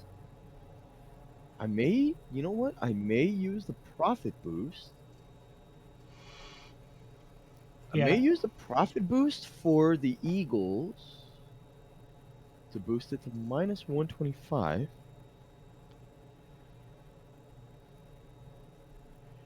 Ooh, that actually may not be bad. Yeah. But then I also do have the weekend parlay boost, Mm-hmm. which that'll boost up my entire parlay by 30%. Not bad. Hmm. Yeah, I gotta check mine out because I've been using mostly FanDuel the last week or so because I started with $25 and then I started hitting left and right. Well, I probably shouldn't say this in the chat, but I will on the stream before we close out shop here for this night. As on FanDuel here playing the free casino game where you get the 3 spins and shit like that. But you and SJ are like so obsessed with the casino. No, just this thing. That's all I'm doing. That's all. Oh my god. Just the free game thing. That's all. The cash reward machine. But let people know how much money you ended up winning the other night from like the casino thing. I think it was a couple hundred on Saturday, I think, or Sunday night into Monday. Then Tuesday night, I hit a parlay for $25 that paid $417. Jesus. Then today, which you don't know about, SJ doesn't know about, I decided to take up FanDuel's promotion where the first bet that you make, the first win bet that you make on FanDuel, you get it refunded in credits if your horse does not win. So if you look at the Bleacher Brothers website, or you check out SJ's Discord page, and I'm working on mine. Eventually, I'll get mine up and running and stuff like that as well. I decided to take FanDuel up on their offer, finally. So my pick was the entry in the seventh race at Aqueduct, which was a David Jacobson entry. It was God, I wrote it in the article that I wrote tonight, but it was Starship Defiant, who had traffic trouble in the last race, and Taming the Tiger. Now, if you read the article, I totally read the race wrong, but I still got the horse to win. Well, and there's races where I read the race perfectly and I lose. So, it's just the way it is. So wait, was that the article that you wrote yesterday, right? I wrote it I wrote it last night while we were all talking, or maybe I wrote it beforehand. I wrote it up. I submitted it. I give a couple of pictures that they can post on the page. Eventually, I'm taking over the horse racing section on there. But I sat there and I took money out of the FanDuel account the other day, or last night. I took it out last night because Joe needs money, so bills are piling up. I mean, they're not piling up, but the credit cards and stuff, with inflation and everything, you use them a little more than what you want. So I decide, okay, well, I'm going to take them up on the offer. I have $100 in this account. You're going to give me free bets if my horse doesn't win.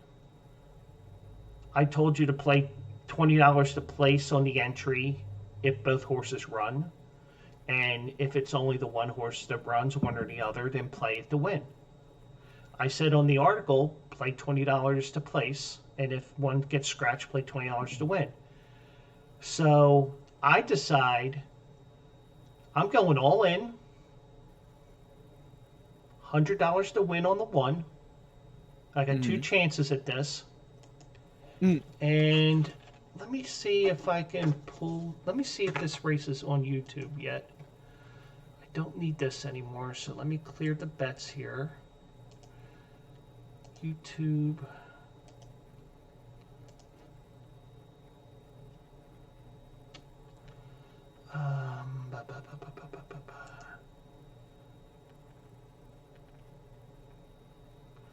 Where the hell is Naira? Hold on.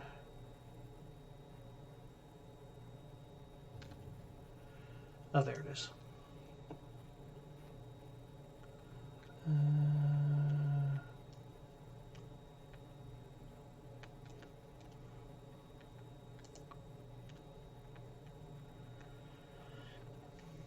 I'm trying here. Hold on. You're good, man. I know what I gotta do.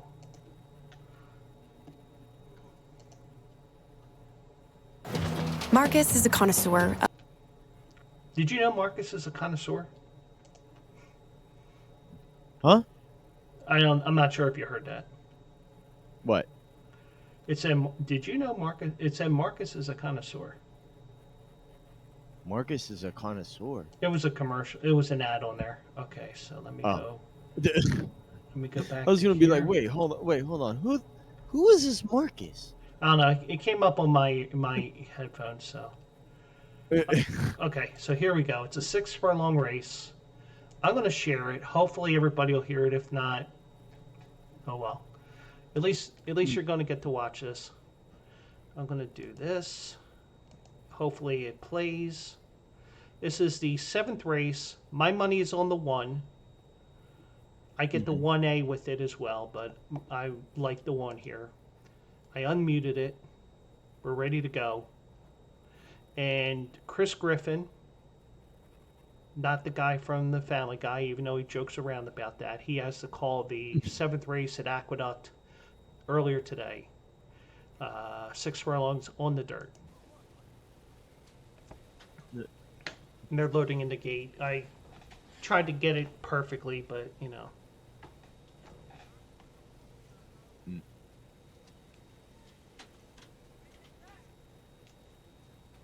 Peak of Chic. Can you hear the sound? Bank on Anna. I can hear it. Okay. I can hear it. Yeah.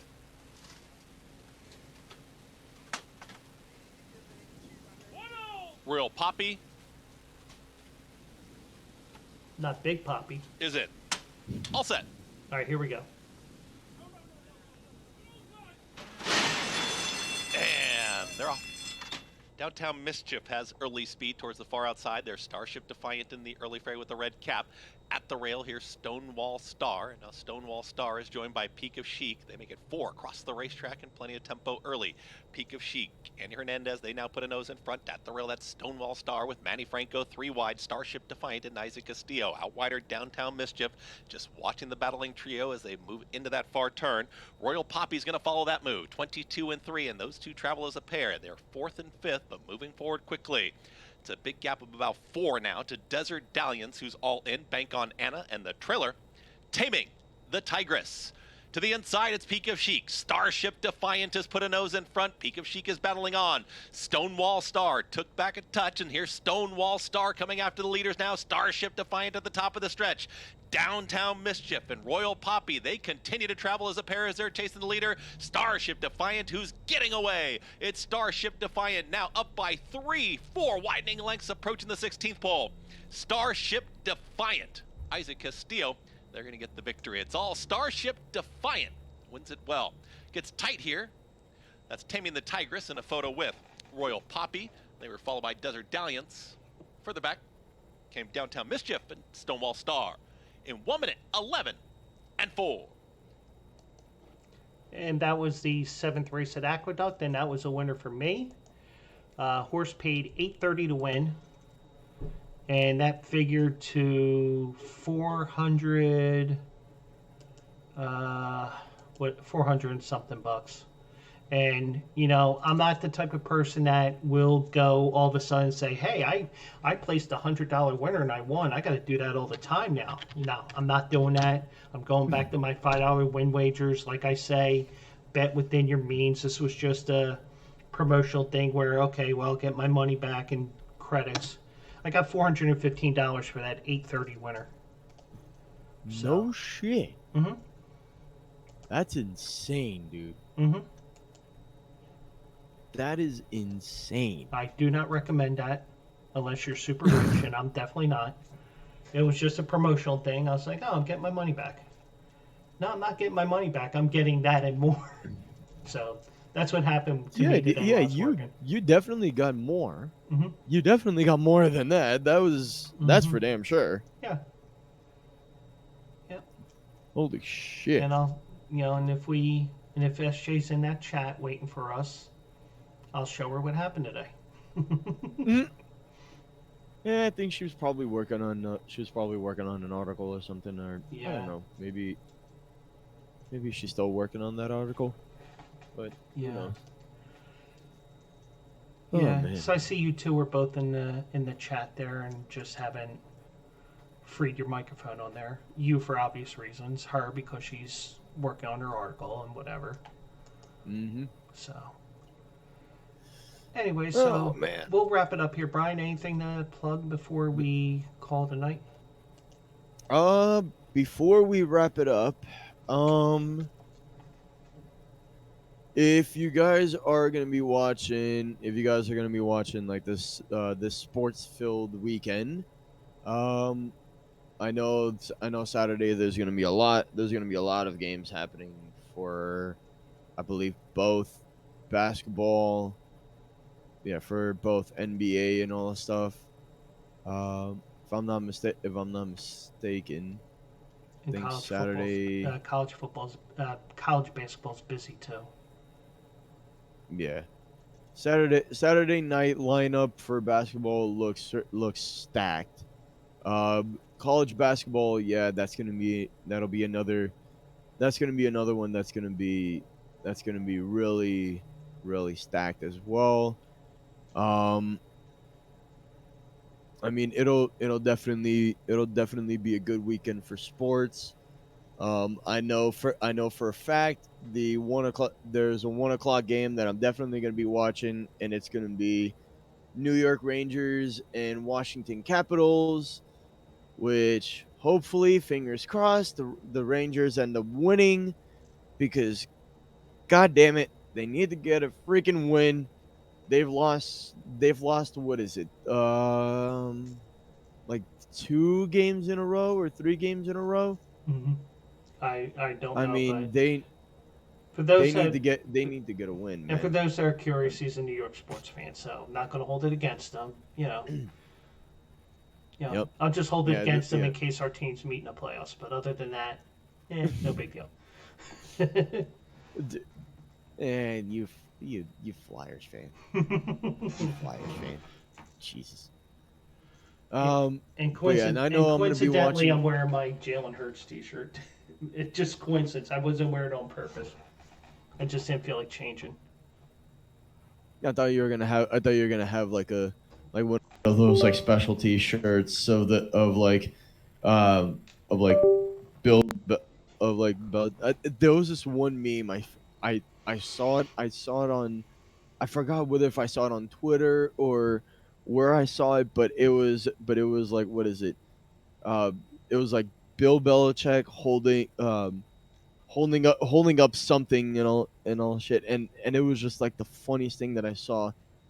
And no, it was Bill Belichick holding up like a flag where it had like all the teams that he's beaten like his in his career, and it was just like, you cheeky motherfucker. There's a second F bomb. There's a second F bomb. That's Dang it! okay. That's okay. We were doing good. We Yeah. were doing good. Yeah. Well, SJ isn't here to watch us, so. No, if she was here, if she was listening, she would just be like, bonk, like, timeout for you guys. Yeah. Yeah. Just go full on mom mode. And yes, Um, I am on Bleacher Brothers. You guys do your thing, I do my thing. But I promote. As long as you're good people, I'm going to promote your stuff. I don't care who you belong to. no, yeah. Um, but yeah, I mean, besides that, Saturday is gonna be is gonna be bonkers when it comes to football. Like when it comes to football, um, especially especially the game on Saturday. It's it'll be crazy, but at the same time, just gotta pray to the gods that whatever happens does happen, and hopefully we end up having a decent, we have a decent uh, Super Bowl this week, this year and all that stuff. So yeah. Yeah.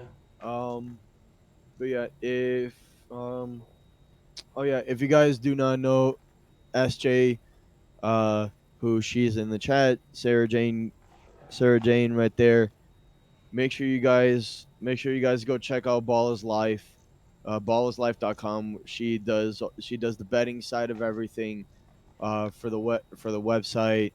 Um, she's an incredible person who, both Joe and I we are lucky to be friends with her and all that stuff, and we're extremely lucky and grateful to be admins for her as well.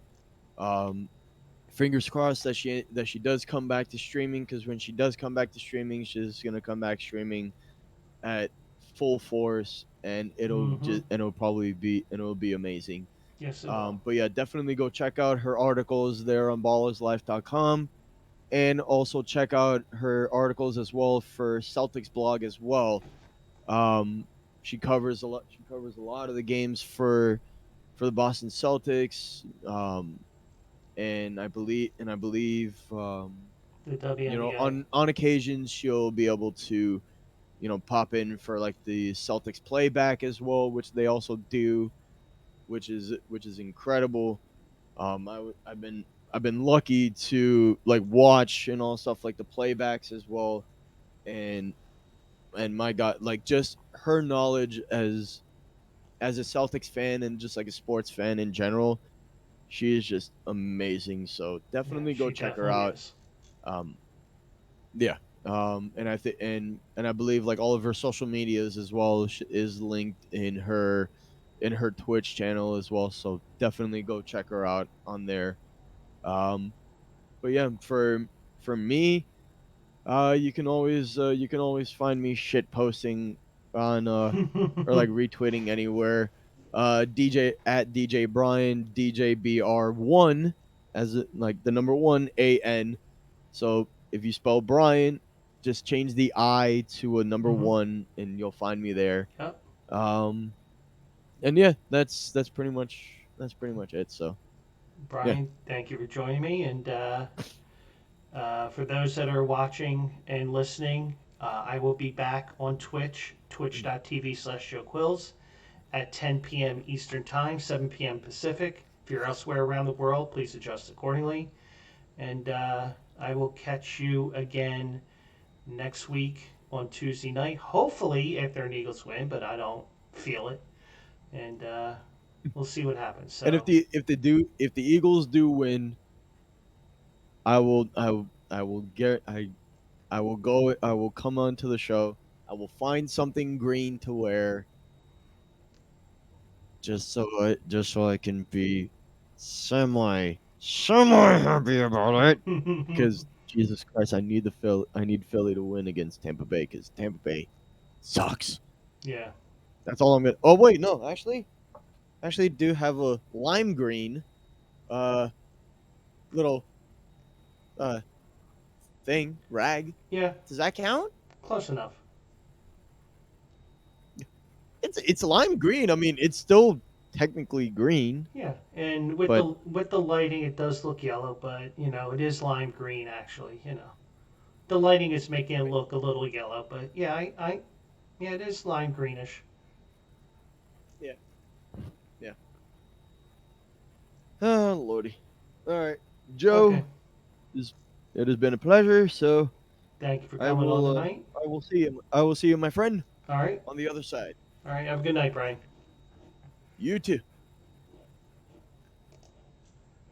That was DJ Brian. You heard all the details there. DJ Brian and Sarah Jane Gamelli, Gamelli, and that's Sarah without the H, Sara Jane Jane. So, uh, give him a follow, give Sarah a follow, and you know, trying to build a couple of different networks here, and that's what it is. It's about networking out there, people, and it's all about the people you know and being a good person and all that stuff. So that's it for now. And do want to thank Brian for joining me, going through the games here. Maybe that becomes a Thursday thing. But whatever happens, hope you enjoy the games this weekend. Hope you enjoy the weekend in general. Be careful out there. Going to be raining again here in the Philly area. Almost a replay of the storm the other night, but I think with a little less wind. And then Tuesday, Philly finally breaks its lack of snow record. So that's it for now. Thank you for joining me. You've been watching the Philly Guy Speaks here on twitch.tv/Joe Quills. Just a reminder that the Philly Guy Speaks is part of the Bleacher Brothers Network. Check bleacherbrothers.com for all your sports needs, as well as your horse racing articles from yours truly. Have a great night, everybody. Catch you tomorrow.